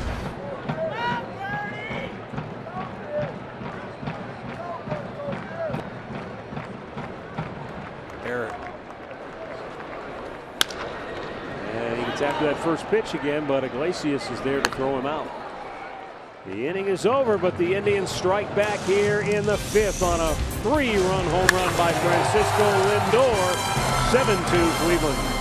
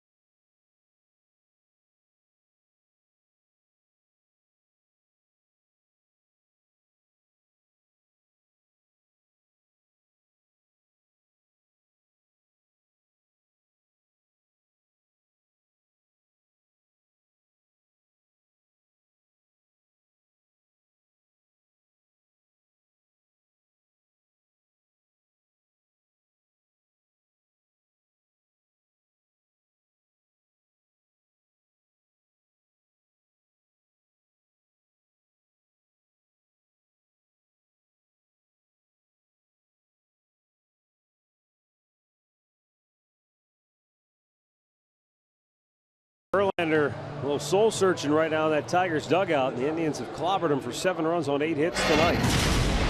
Injury report brought to you by the attorneys at Elk & Elk. Orioles lose J.J. Hardy with a fracture in his left foot, their shortstop. Baltimore began the day 14-10. And Devin Mesoraco, wow, a torn labrum. That sounds like worse than just a 15-day DL, doesn't it? Yeah, if it's torn, it certainly is. Yeah. If it's torn, it'll probably need surgery. Cincinnati began the day dead last in the NL Central, losing 8 of their last 10. Boy, their bullpen is just in tatters.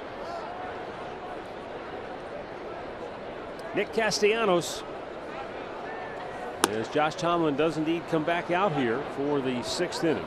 Yeah, well, that 3 runs certainly helped, and it brought him back, but he'll be on a short leash.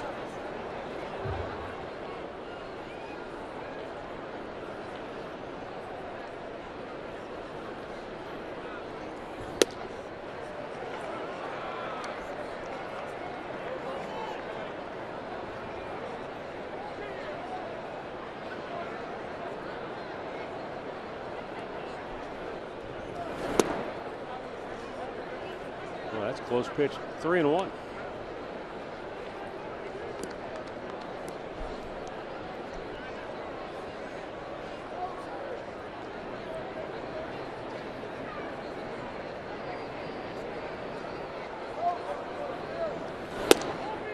Right at the bottom of the zone. Full count.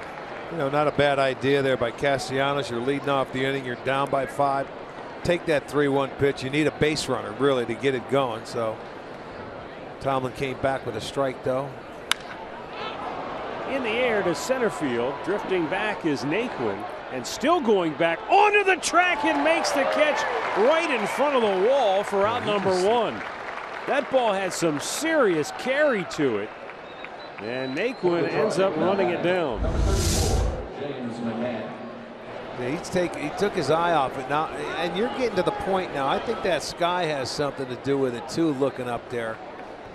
But he got to it. He finally made the catch. We're getting to that twilight. About 8:15. It's tough to pick up in that sky. Well, and especially as we pointed out, there's not a cloud in sight. And as high as it was, you know, you'll have about every game there's about a 5-minute period where it's just tough to see something up in the sky. You need help, and that one was up there for a while. James McCann nicked by a pitch in that second inning and then fly to center to end the 4th. Woo.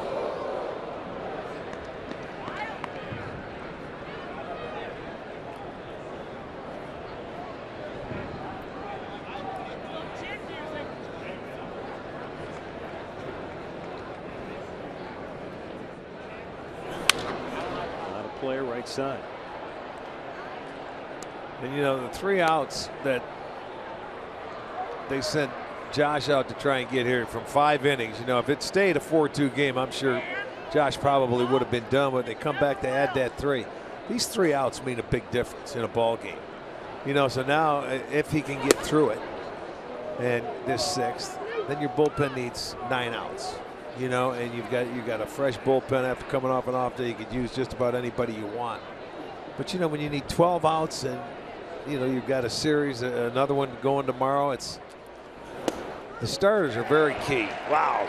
Tomlin painting the outside corner for a strike. That gives him 4 Ks on the night. Stepping in for the Tigers. Let's get the latest on the Indians injury front with Andre. Well, with Roberto Perez, the team's backup catcher, he was looked at by Dr. Graham today. He'll get looked at again in 3 days, or on Thursday most likely, and then they'll figure out if he has to have surgery on that thumb. Also, Carlos Carrasco has been working out in the water. He's been running and he's doing some lunges and things like that on the ground. Still going to be a long time before we see him. Are you in there throwing anything at him when he's doing his lunges? I'm throwing everything at him, as a matter of fact. I'm picking up some new stuff as we go along. And the sky's getting kind of dark, by the way, old man. The sky is? Yeah. Well, where are you at? What hole are you in? Same hole I'm always on. It doesn't look too dark for me up here. Because you're up there with him. He's been living in the clouds his whole life, Andre.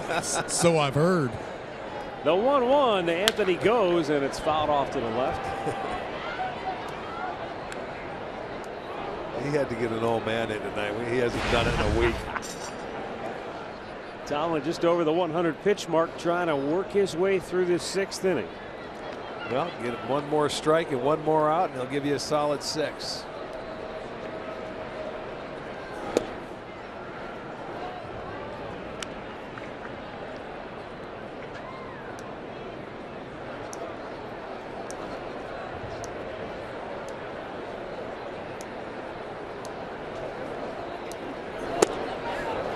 Check. Did he go? No. The appeal down to Ron Kolpa. Okay, from 0-2, you don't want to walk him here. You gotta go at him. Make him put the ball in play.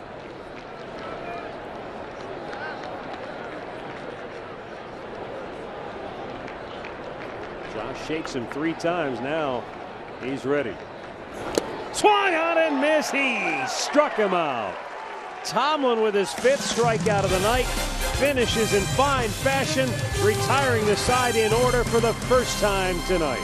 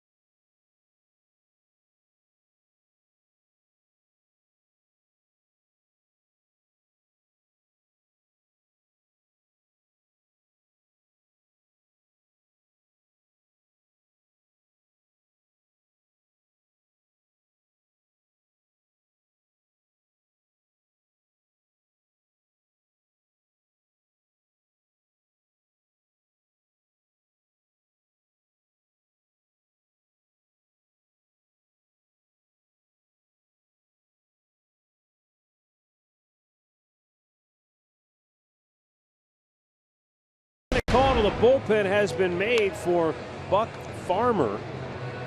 Right-hander coming on for the 5th time this year. He's pitched 6 1/3. He's walked 2, struck out 8. Opposition only batting $182 against him. He's done a nice job. He's finished out a couple of games for Detroit. And right now, I'm sure Brad Ausmus is looking for maybe a couple of innings of relief after Justin Verlander went just 5 here this evening. Yeah, he had another tough start against the Indians. A couple of big 2-out base hits in the first inning, got him on the board, and a big 3-run homer. Jose Ramirez pops the first pitch to left. Justin Upton squeezes it 1 down. Now at bat for the Indians. Watch this sequence from Verlander to Lindor. They thought he might have been bunt, but right there he says, I'm not. He misses down and in. A breaking ball he doesn't chase after. Goes inside with another fastball for a ball. 3-1. Lindor looking fastball. He got it. He got the fastball and just let his hands work and hit it deep. And that was a big 3-pointer. His 3rd hit of the night. Single, double, homer. And it couldn't have come at a better time because the Tigers had just put 2 on the board on a Kinsler homer in the top half of that inning. So they respond quickly.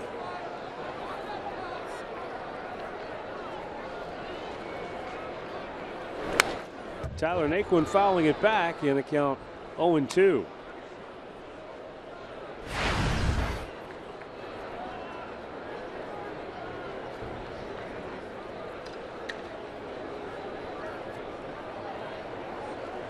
You know, I wanted to ask you something too. Justin Verlander, at one time, he was a guy that could hit triple digits on the radar. Yeah. And so as time goes on, you don't have that anymore. He can still get it up there. We saw 95 tonight. He can still throw it hard enough to succeed and get by. But the question I had for you is, if a guy's kind of sitting around 92, boy, there's a smash by Naquin in a left field for a base hit. And then the Indians will have a 1-out base runner as they turn it over to the top of the order. I was listening to some guys talk about facing Nolan Ryan, and you faced him in his heyday, obviously. And they were saying, what's the difference between hitting 92 and hitting, say, 98 to 100? And the hitters would just kind of hold their hands out about a little bit farther than shoulders width apart and say, about that's the difference, about that much. So when they say that, it's just you get a longer look at it. When it's 92, you get a little bit longer reaction time, in other words. Yeah, but it's coming from 60 feet, not even when they release the ball. And it's funny because when I had a hitting coach in Milwaukee, Frank Howard, he said, you know what? You could strike out 3 times. He said, that's all right. He struck you out on 3 fastballs. He said, but this time is going to be that much shorter, and it's your time to get them. You know, so, you know, that much on a, whether it's a foot, 6 inches or whatever on a fastball, it makes a difference. But you can still get outs at 92. You know, it's all a matter of locating and how you separate your off-speed pitches, your change-ups, and how you set hitters up. You're just not rearing back and throwing fastballs every time. It's movement on the pitches. It's, are you using both sides of the plate? And not to compare, because I don't think we may never see the likes of a Nolan Ryan ever again. You won't. But Nolan Ryan was allowed to be also. Let's not forget that the game has changed the way it's policed now. He was allowed to be effectively wild during his days. So he would walk a boatload and, you know, strike out a boatload and foul balls, and he, God knows, the pitch count. And he'd buzz you, too. Never, well, sure he would. He would do it on purpose if you were a rookie. Automatically, just to get the intimidation factor in there. It was automatic.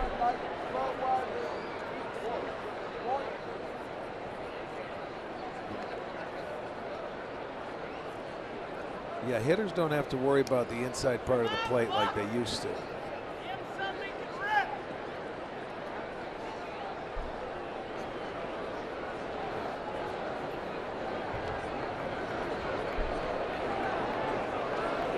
Now the 1-2 upstairs. But I think the strike zone's smaller now than what it used to be. It used to be a lot wider. And I would think it'd be easier to pitch because they used to call a high strike. Now you can throw one at the belt, and sometimes it gets called, and most of the times it doesn't.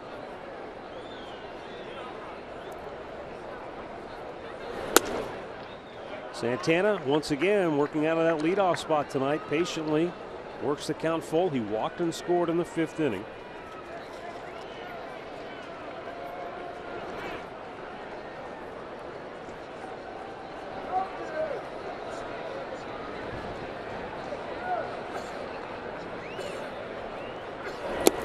And he's walked again.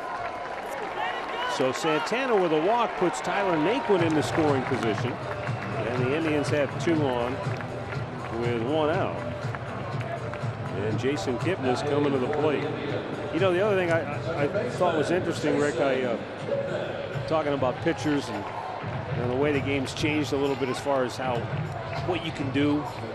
Mike Schmidt said he got a little dribbler, like just a worm burner that got through the infield that drove in a run against Bob Gibson, maybe when he was a rookie. Said the next time up, Gibson drilled him right in the shoulder. Yeah, you shouldn't have got that hit.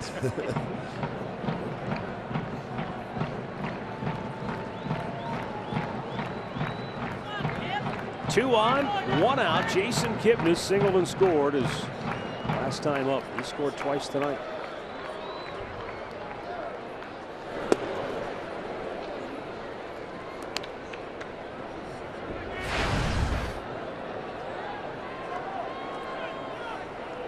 Yeah, Jason had the base hit right before Lindor hit the 3-run homer. He took a nice little fastball down and away, right back up the middle. 5 hits off Verlander, or right back up the middle for Indians hitters. Castellanos can't get to it.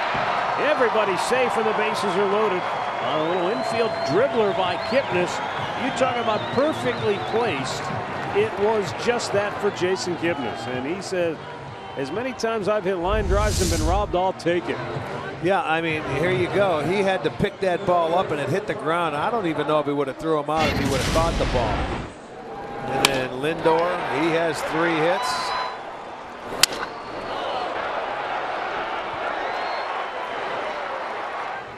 Now the home run. He's a triple away from the cycle now.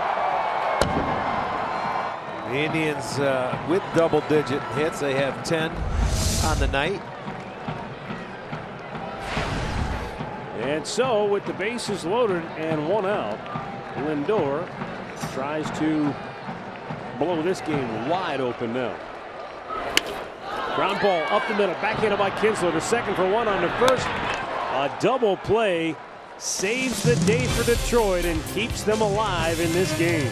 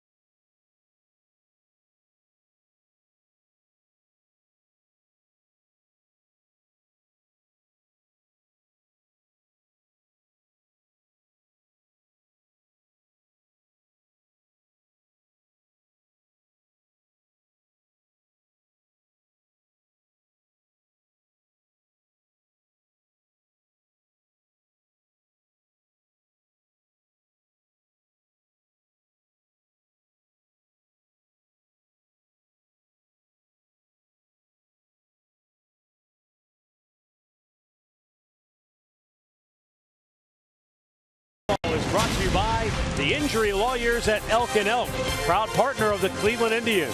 Call 1-800-ELK-OHIO. And by Ford. built Ford tough.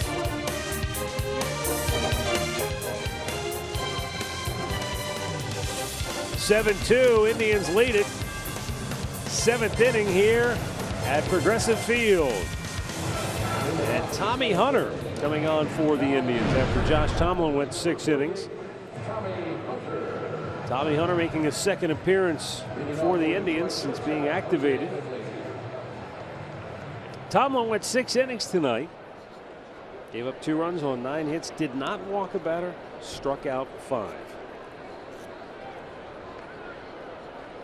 And looking to go 11-0 after an Indians loss in 12 starts. Jose Iglesias singled in the 3rd, flying out his last time up.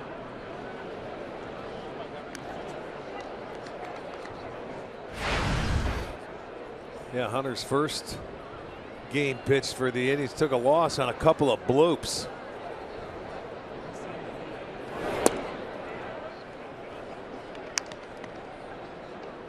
Two balls, no strikes.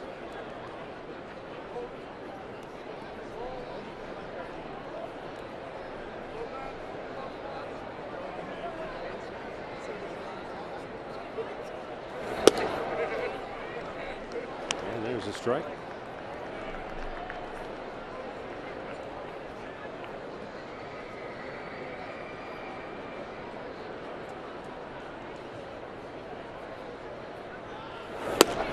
And a fastball at 95 paints the outside part of the plate.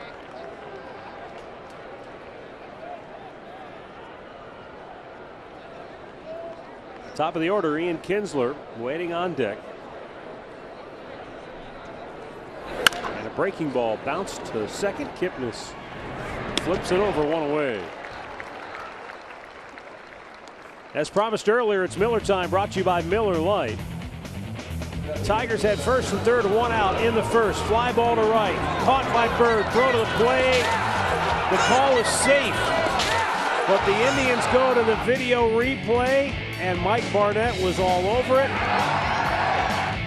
And the Indians got the call overturned. A double play gets them out of the inning. No run scores. And what do the Indians do? They come up and put 3 on the board in their half of the 1st inning.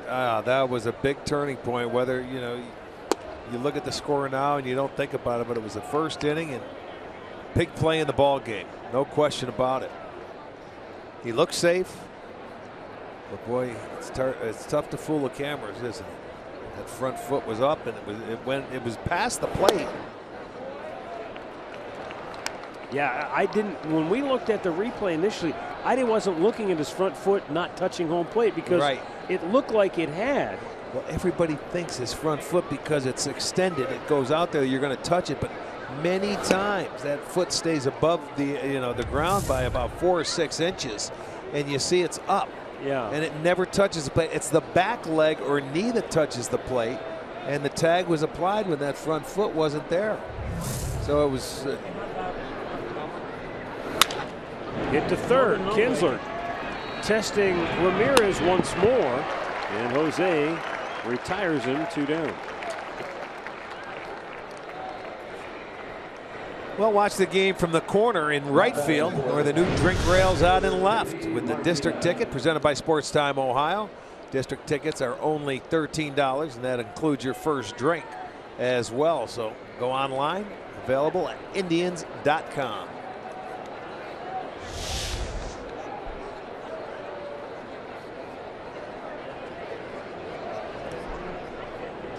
J.D. Martinez 0 for 3 on the night. Has struck out his last 2 times up. A little bit like night and day after watching Tomlin and then coming out facing Tommy Hunter, who's zipping it up there 93 to 95 miles an hour.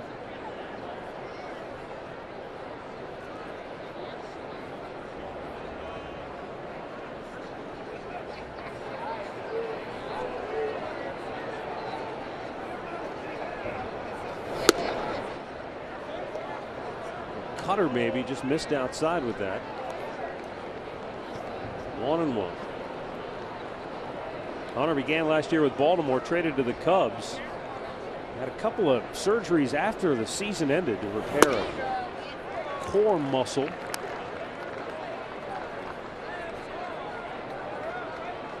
So he went to spring training really with no clear date as to when he would be ready. But it didn't take long. Well, the Indians are hopeful that he can help bolster the bullpen. Well, he's pitched out of the back end of bullpens before, where he's been a closer, he's been a setup guy, so he knows the late inning roles. And actually, it'd be nice to someone step up for the 7th inning. Strike 3 called. J.D. Martinez has the hat trick. Stretch time in Cleveland, 7-2 Indians.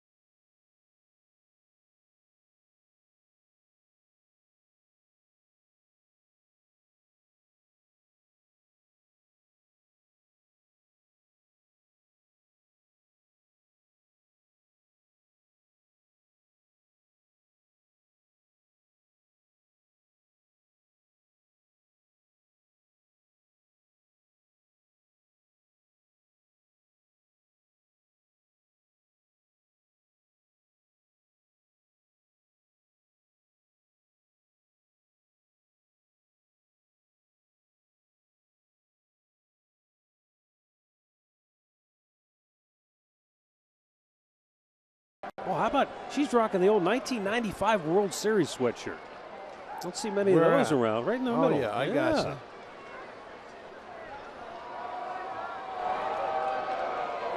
Home half of the 7th will feature Michael Brantley, Mike Napoli, and Yan Gomes for the Tribe. Buck Farmer delivers, and a ground ball backhanded by Miguel Cabrera. 1 down. Well, Tribetown MVPs is the official kids fan club for the Cleveland Indians. It's designed for kids ages 6 to 14. Memberships are $20 and include invitations to exclusive events and one of the kind Tribe gear. Visit Indians.com. Tribe own MVPs for more information.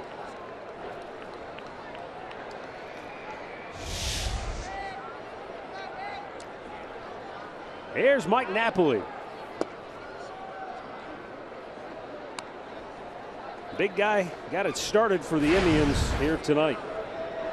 After Kipnis walked and Lindor singled in that first inning, Michael Brantley hit a ball right on the screws, but it was caught by center fielder Anthony Goes.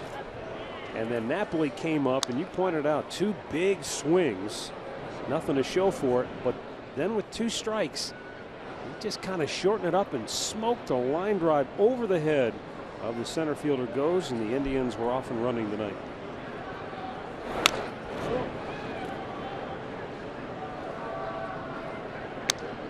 Zach McAllister getting loose in the Cleveland bullpen.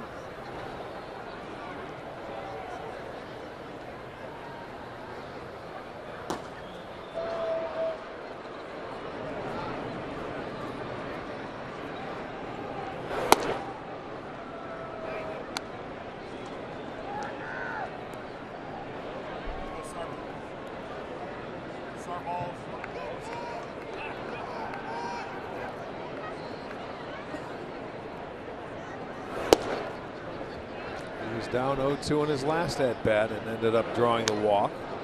Farmer really fell off the side of the mound on that delivery. And I think he hurt himself, Rick. It was really odd when I watched him deliver. He just almost had too much momentum going toward the first base side of the dugout, and he just spun out of that pitch awkwardly. And I think that's why they're out to look at him. That and the fact that he looked like he was kind of shaking that right leg as though maybe something cramped up on him. Well, he's saying he's okay. They come out now anytime they see something that's not normal. It doesn't matter. Watch him fall off. You can see him kick that leg. Winced. Yep. That's all it takes anymore. I guess it was the left leg, not the right leg, that he was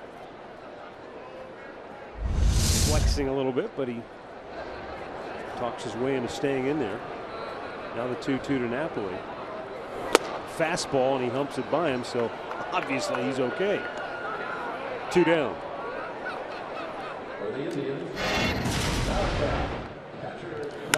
Well, there's the big RBI of the night to get the Indians on the board. It was the first 2-out base hit. He shortened that swing up on a high fastball, and Yan Gomes comes back right back up the middle on a breaking ball off Verlander. That's a big 3-run first inning, and they're playing from in front. 5 hits off Verlander tonight, right back up the middle. And here is Yan Gomes for the 4th time tonight.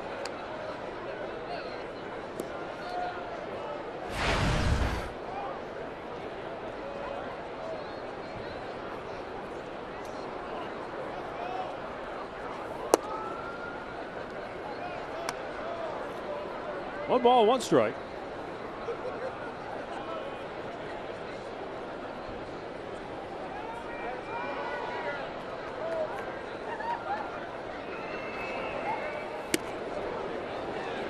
Looked like he might have cut the fastball there. Just the velocity wasn't quite there, and it was just 90. off the plate, and all Gomes could do was wave at it. And he runs the high heat up and in, strikes him out. Indians go 1-2-3. We go to the 8th. 7-2 Cleveland.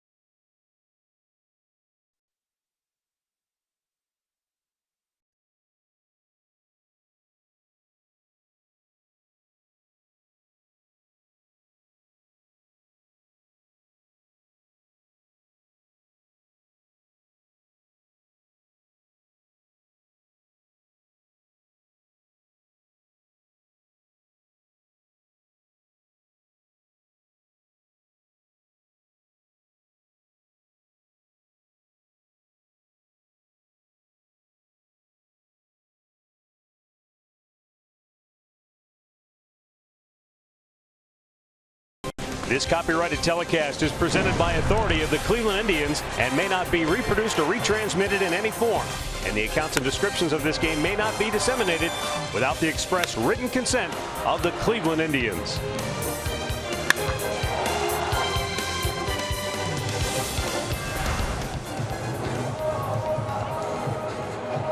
We go to the 8th inning.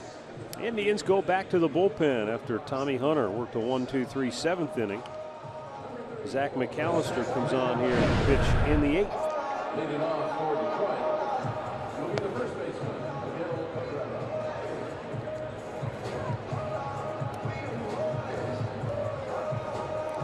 Napoli coming off the field. What's he need, a new glove?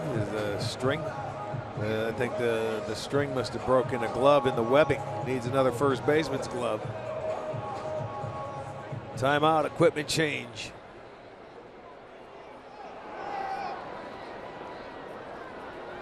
So now someone's got to run up to the clubhouse. Let's take a look at some of the defense by the Cleveland Indians tonight. The one-hop throw back in the first inning by Bird. Nice tag by Gomes. Lindor on a beautiful dive and a one-hop throw to first. Nonchalant Kipnis on a sliding catch off the bat of Victor Martinez. Gomes with a couple of pickoff attempts. He gets Upton at first base.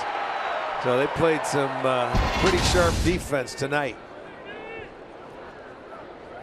Lindor was saying my arm's too strong. I broke through the webbing. He had to go. So yeah, I mean, it's quite a ways to get up to that clubhouse, and and then come all the way down to get a glove if it's in the locker, which I'm sure that's exactly where it was. This one's got the red webbing. So there's the backup coming out to play tonight.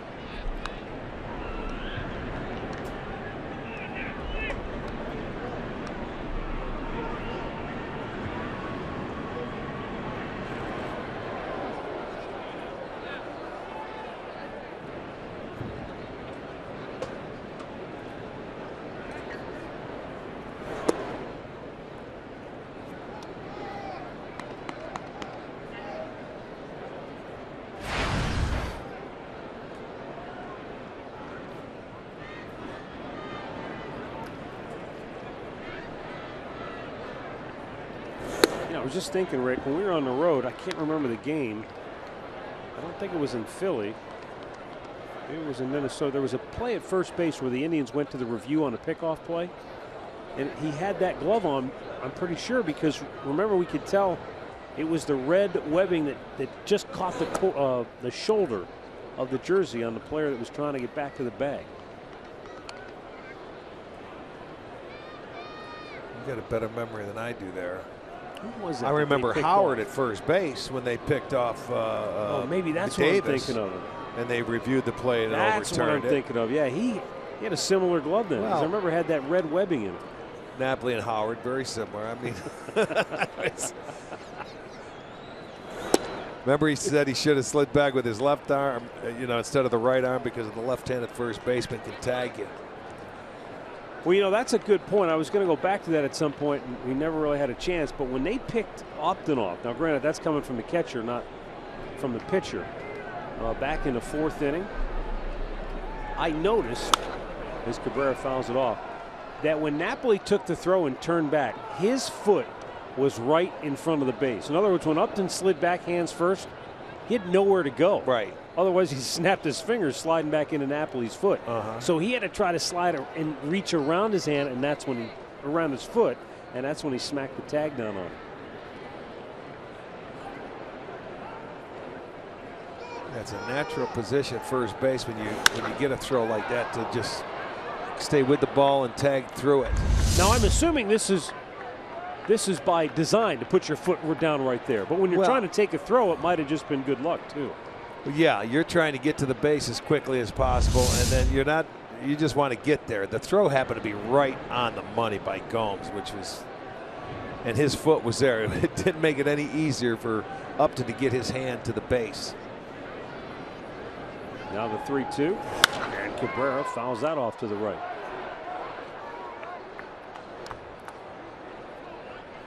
Cubs scored 6 runs tonight against the Pirates. With Jake Arrieta on the mound, how money in the bank is that? You would think it's pretty solid. He's given up 4 runs the whole year. Yeah, it'd be a good investment, I would think. But the Cubs are pretty good. 6-0 going to the 7th. And that game's in Pittsburgh. Fouled right back. He's falling off the fastball from McAllister. He's still. It's like you're not going to beat me with a breaking ball. But he just fouls off his fastball, serves him to right field into the seats, fouls him wherever they're located until he gets one he can handle.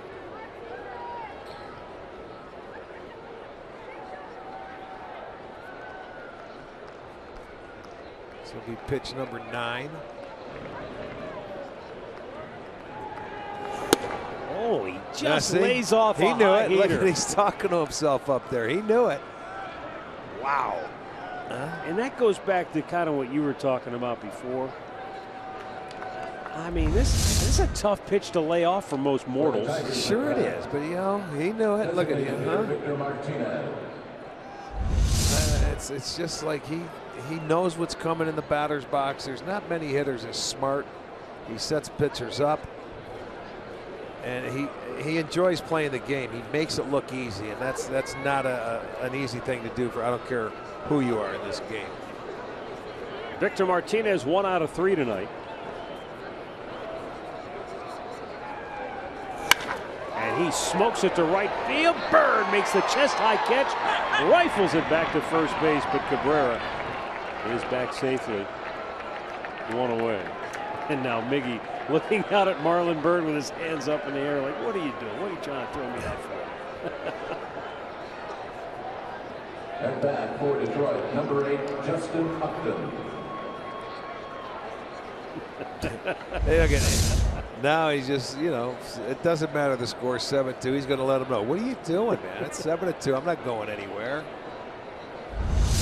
And, you know, in a way he's right because he didn't really have a chance at him. I think sometimes as an outfielder, you see a little opening, you just get fired up like I'm going to try to get him. Yeah, you do. You think you can, so you go ahead and you try it. And if you get him, then that gives you bragging rights. Like, no, not on my arm.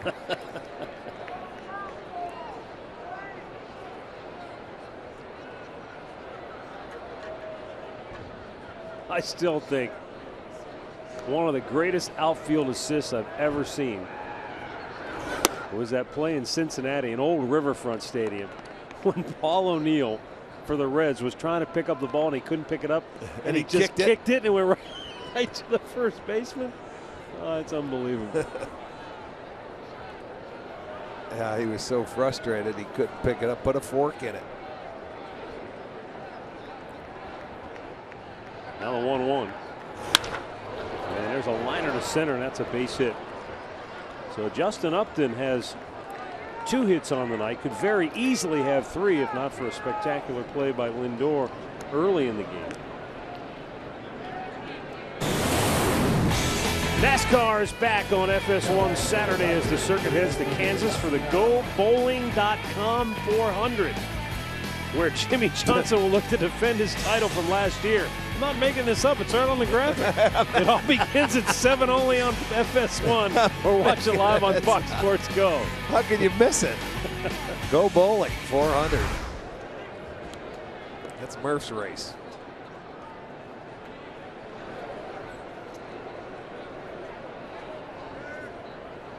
Two on, 1 out. Nick Castellanos 1 out of 3 tonight, the batter, and he takes low ball 1. There have been 20 hits in this game. Tigers have 10 hits. The Indians have 10 hits.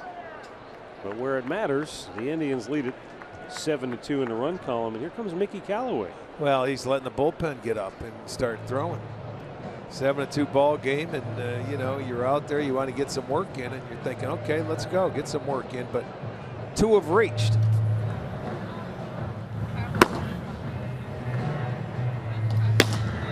Brian Shaw and the lefty. That's the one thing about this Tigers offense. You know, late in the ball game, you get a couple of guys on, they can blast one and then bring them right back into the game in a hurry, and that's something you don't want to happen here. You're at the getting to the bottom part of this lineup. Castellanos hitting 6th tonight. So Tito wants to make sure, okay, we can't let them get back into this game.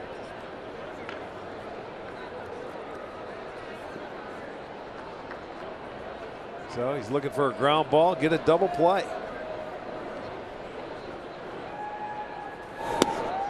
And a low fastball at the knees for a strike.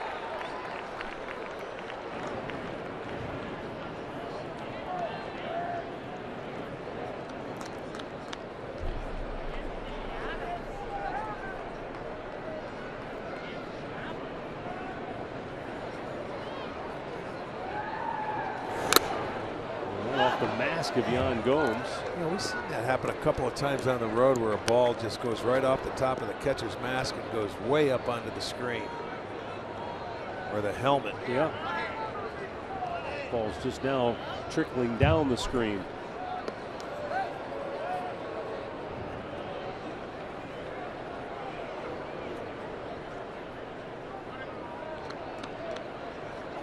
Tell you what we haven't seen much of, knock on wood, and it's still early in the year.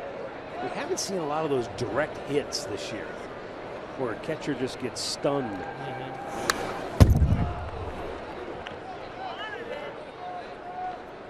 What did he do there? Did he do something? He took his left hand off the bat. He's taking a long walk around the batter's box. It looked like, watch his hand.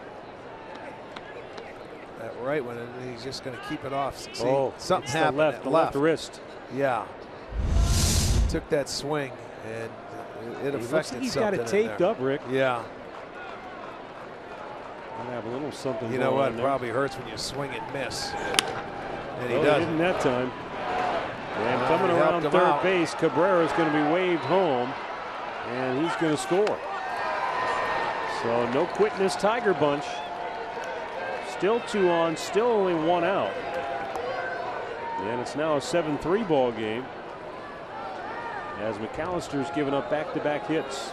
All right, now I don't know if they saw what we saw, but it didn't look like that wrist was feeling very good. There's a low breaking ball, and he just, you know, gets it into left field. They was going to send Miggy. They figured 7-2. They wouldn't be throwing home. Scores easily, so it continues. 2 hits in the inning. Still 2 men on base. Here comes Terry Francona.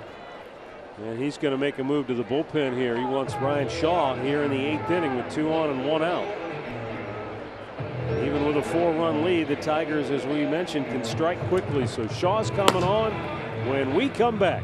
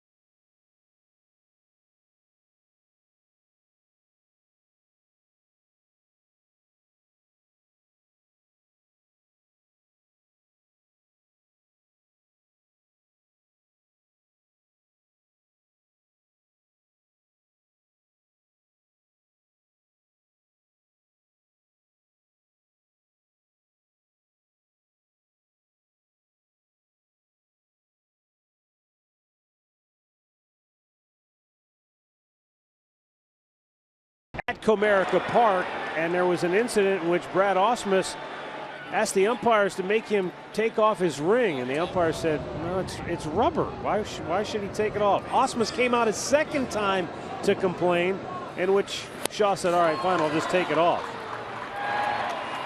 And after striking out a batter, he walked a couple of guys, and he had to be removed from the ballgame. Afterwards, the Indians were not real thrilled with the actions of Brad Ausmus, and here's Andre Knott with sort of the latest. Well, the latest is Brian Shaw actually had the name of the company's shirt on this afternoon. The company has sent him multiple shirts, multiple rings. I believe he has a camouflage. Oh, there it goes. He just took it off. He had the camouflage ring on today. He's got them in multiple colors, and he may become the biggest spokesman ever for rubber band wedding rings. Well, he's got, looks like, Andre, he's got a tattoo on that. Yes, it's a tattoo there as well, but he had a camouflage one on. I think he just took it off. I couldn't see it. It was camouflage. If Brad Ausmus asks him to have the tattoo removed, then we'll really have a story. It's going to be a long night then.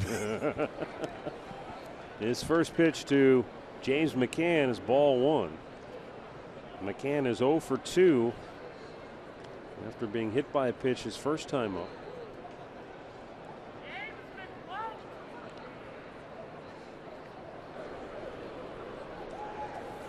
Tigers have been a very good team scoring late in games. They've outscored their opponents 13-4 now in the 8th inning and 9-7 in the 9th. So Shaw trying to put the fire out quickly here in inning number 8. And McCann a swing and a miss. 1 ball, 2 strikes.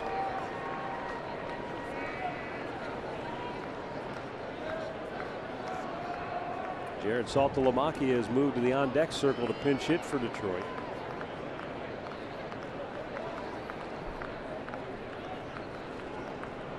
As Shaw delivers, and McCann strikes out. 2 down. Shaw figured he chased after it once before. Let's see if he'll do it again, and indeed. Yeah, he did. He made a nice pitch. That's a slider. Brian Shaw takes it off the cutter, and he has the fastball as well, so put a little more tilt to it, a little better depth, gets the strikeout. Out number 2. Well, Jared Saltalamacchia with 6 home runs leads the Tigers in that department, has 16 runs batted in. So Ausmus figures he's going to take his shot right here with 2 men on base. Well, yeah, this is the 8th inning. You better. You got to take your shot now. Bottom part of the lineup. Shaw with a fastball to the outside corner for strike 1.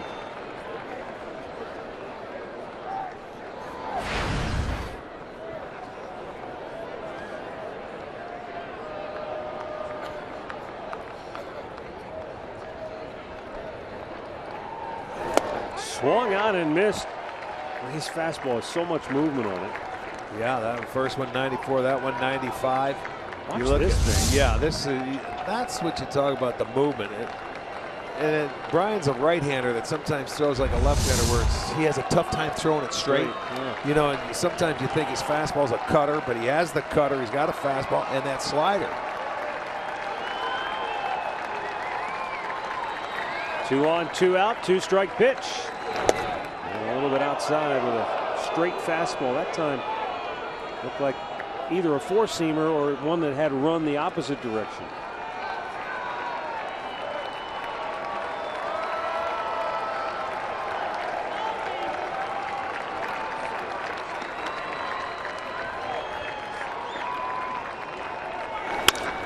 Broke his bat. Lindor scoops it up, throws it out, and the inning is over. Tigers get a run closer. We'll go to the bottom of the 8th, 7-3 Cleveland.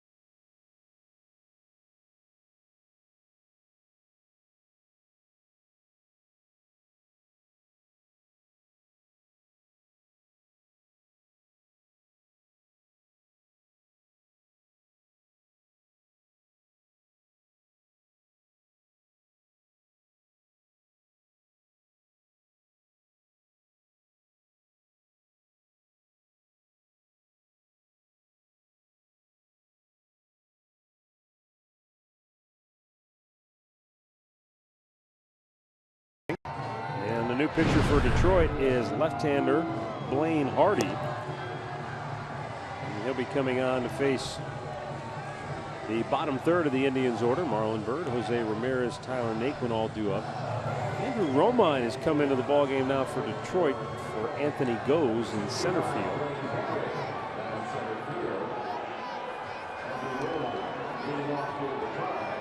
Marlon Byrd 0 for 3 tonight, but he made arguably the play of the game defensively back in that first inning.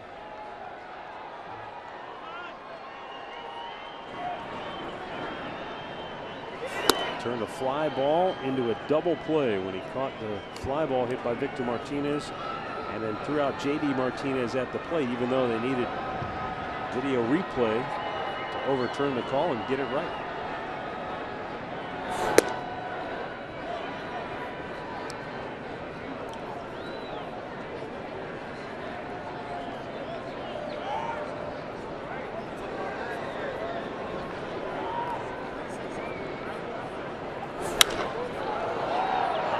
Ball, right field. Martinez in front of the track will pull it down. One away.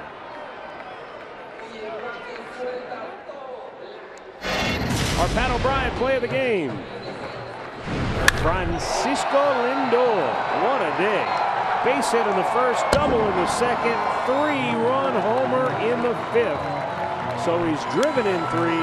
He has 3 hits. He has scored 3 runs. That, my friend, is a trifecta.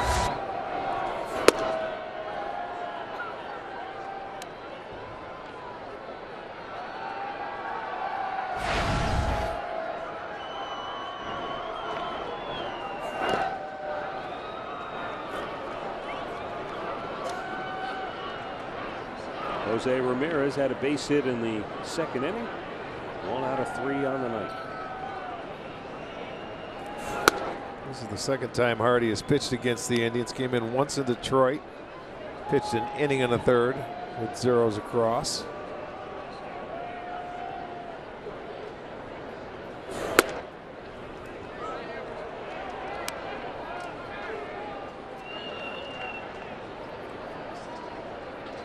But other than that, the first win that they did in Detroit a week ago Friday, they beat them 2-1, and then they scored 10, 6, and now they have 7 on the board. 2 down here in the 8th.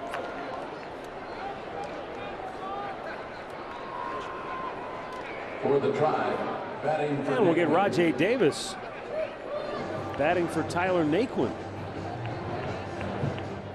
number 20, Rajai Davis.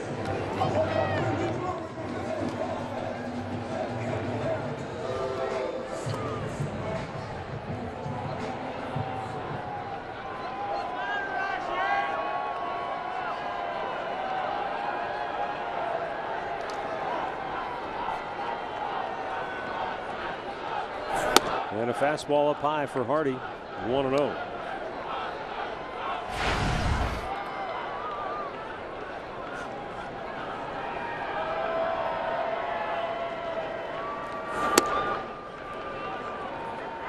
Evens the count. 1 ball, 1 strike. Rajai Davis looking back at home plate umpire Chris Conroy with surprise and bewilderment.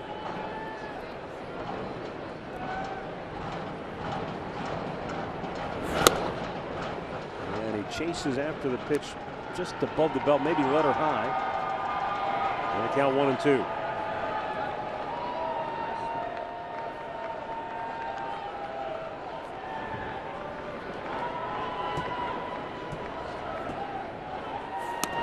That one took off on her.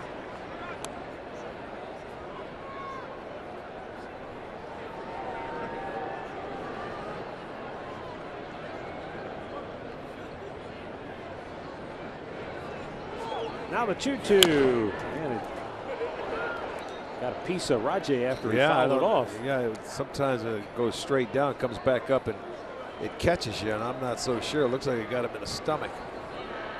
Bounced right back up, and he's trying to catch his breath.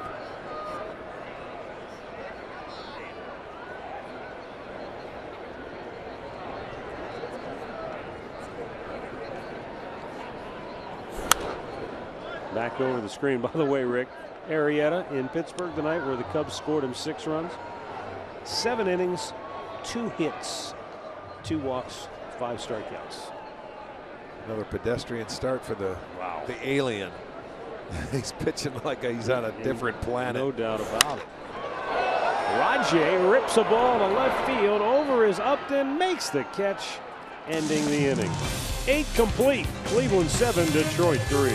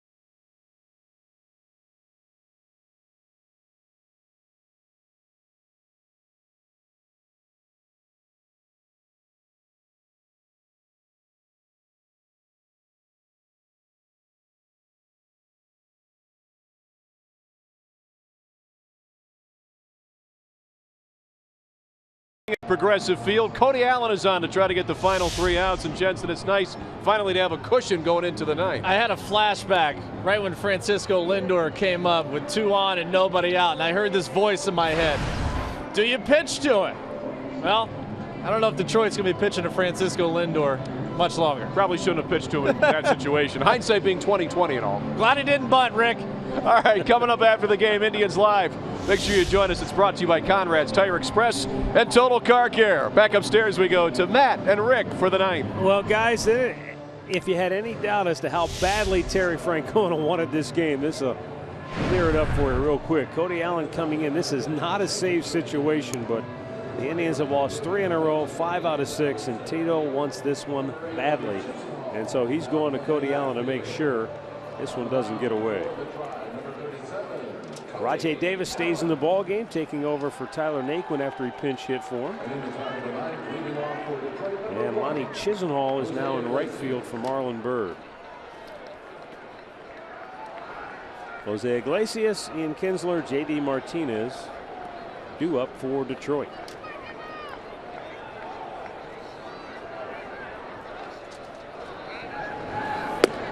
And a fastball for strike 1.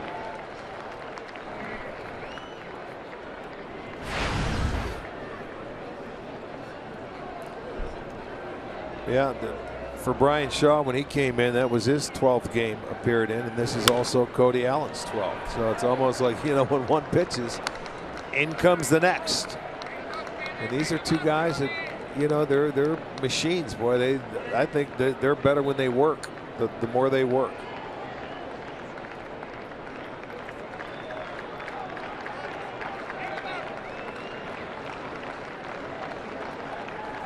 And the 0-2. High heater, Iglesias able to lay off.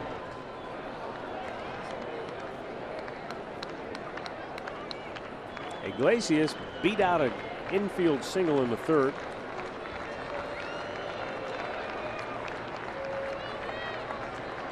One of 11 Tiger hits on the night. There you go. No. First base umpire Gabe Morales. Well, I'll tell you one thing, though. Conroy, he asked in a hurry. There was no question. As soon as he went up with the hand, he said no. So he had a good look at it, I would think. No, he did not swing. That was a good call.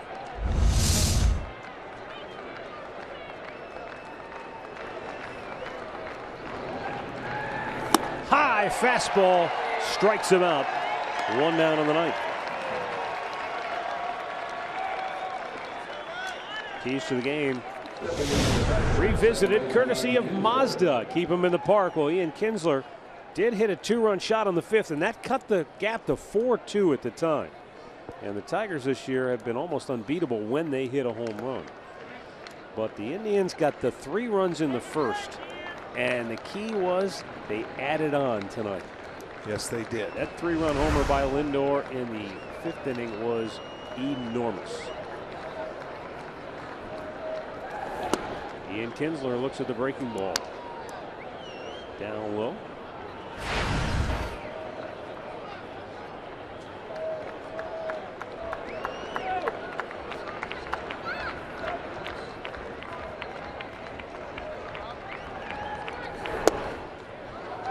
Oh, that curveball called a strike. Kinsler not happy. That had a lot of tilt, a lot of break to it.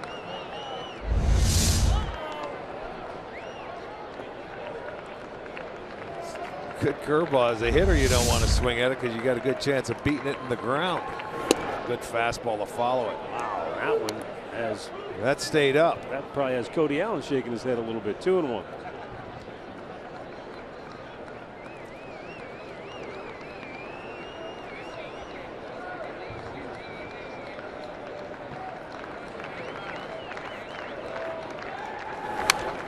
Fouled right back. Kinsler, another good night. At the plate, 2 for 4, and not only does he have the 2 hits, but he drove a ball to deep center that wasn't too far from getting out of here back in the 3rd inning.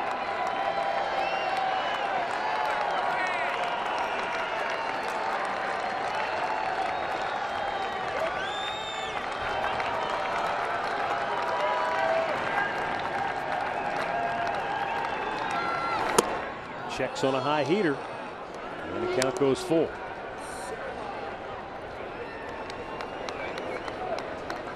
Same 2 teams. Wednesday night here at Progressive Field. Corey Kluber, Anibal Sanchez, the matchup. 6 o'clock start time. 5:30. Indians Live gets it started. Swing and a miss. He blew it by him with 94 miles an hour. Back-to-back strikeouts for Cody Allen in the ninth. Well, but that's what you do. He gets to a full count, and he's saying, "Here we come, man. You're going to have to get my best." And it's a good fastball, and he throws it by him. Kinsler hit a couple of breaking balls tonight, but that heater got by him. He's yelling at his back.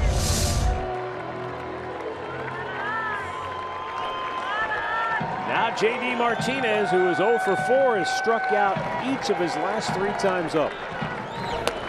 Looks at a curveball outside.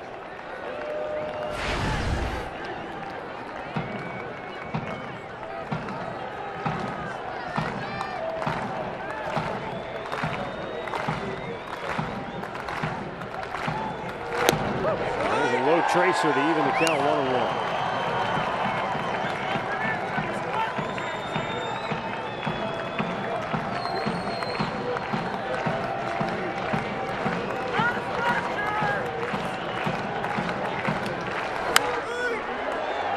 Out of play to the right.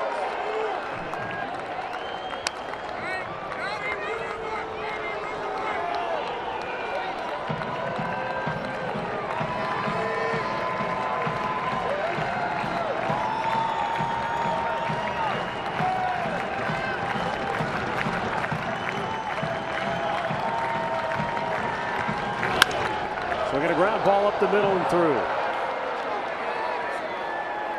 J.D. Martinez keeps it alive for Detroit. And that's going to bring up Miguel Cabrera, who has 2 hits on the night. Walked and scored his last time up.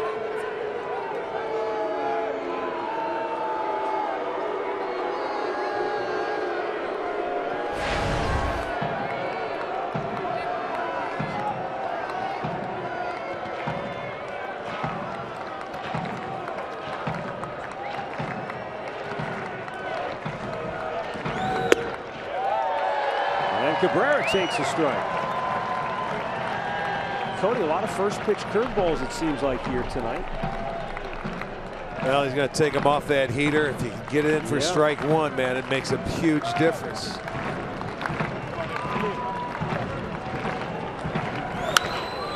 a play right side. It's 0-2.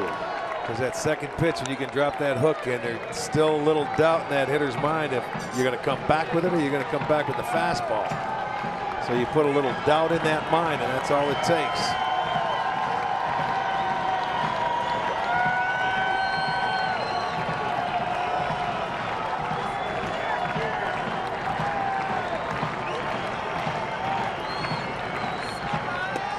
Strike 3 called. This one's over. Cody Allen nails it down as the Indians win the series opener by a final score of 7-3. The Tribe ends their 3-game skid, and they halt Detroit's 5-game win streak. And the Indians hang the 100th career loss on Justin Verlander here tonight.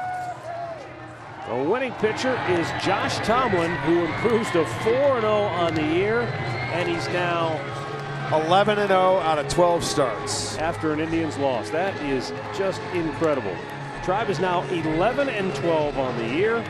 They've won 9 of their last 11 against the Tigers, all 4 so far this year, and the Tigers are now 14-11. Good ball game tonight. Indians scored early, added on, pitched well enough to get the job done. You know, that's the thing that they needed to do. They needed in the first inning, it eliminated a lot of doubt, but when the 2-out base hit came, it was Mike Napoli. He got on, he swung through 2 high fastballs, shortened his swing, drove a ball to center field, 2-out base hit to score 2. Gomes comes in with another base hit. You get 3 runs in the first. You get a couple hits with runners in scoring position. Tomlin could go out and pitch and relax, and then the 3-run bomb. And right after the Detroit got on the board, that was huge as well. So that's a good way to start coming home. 7-3 is the final. We'll be back with some final thoughts right after this.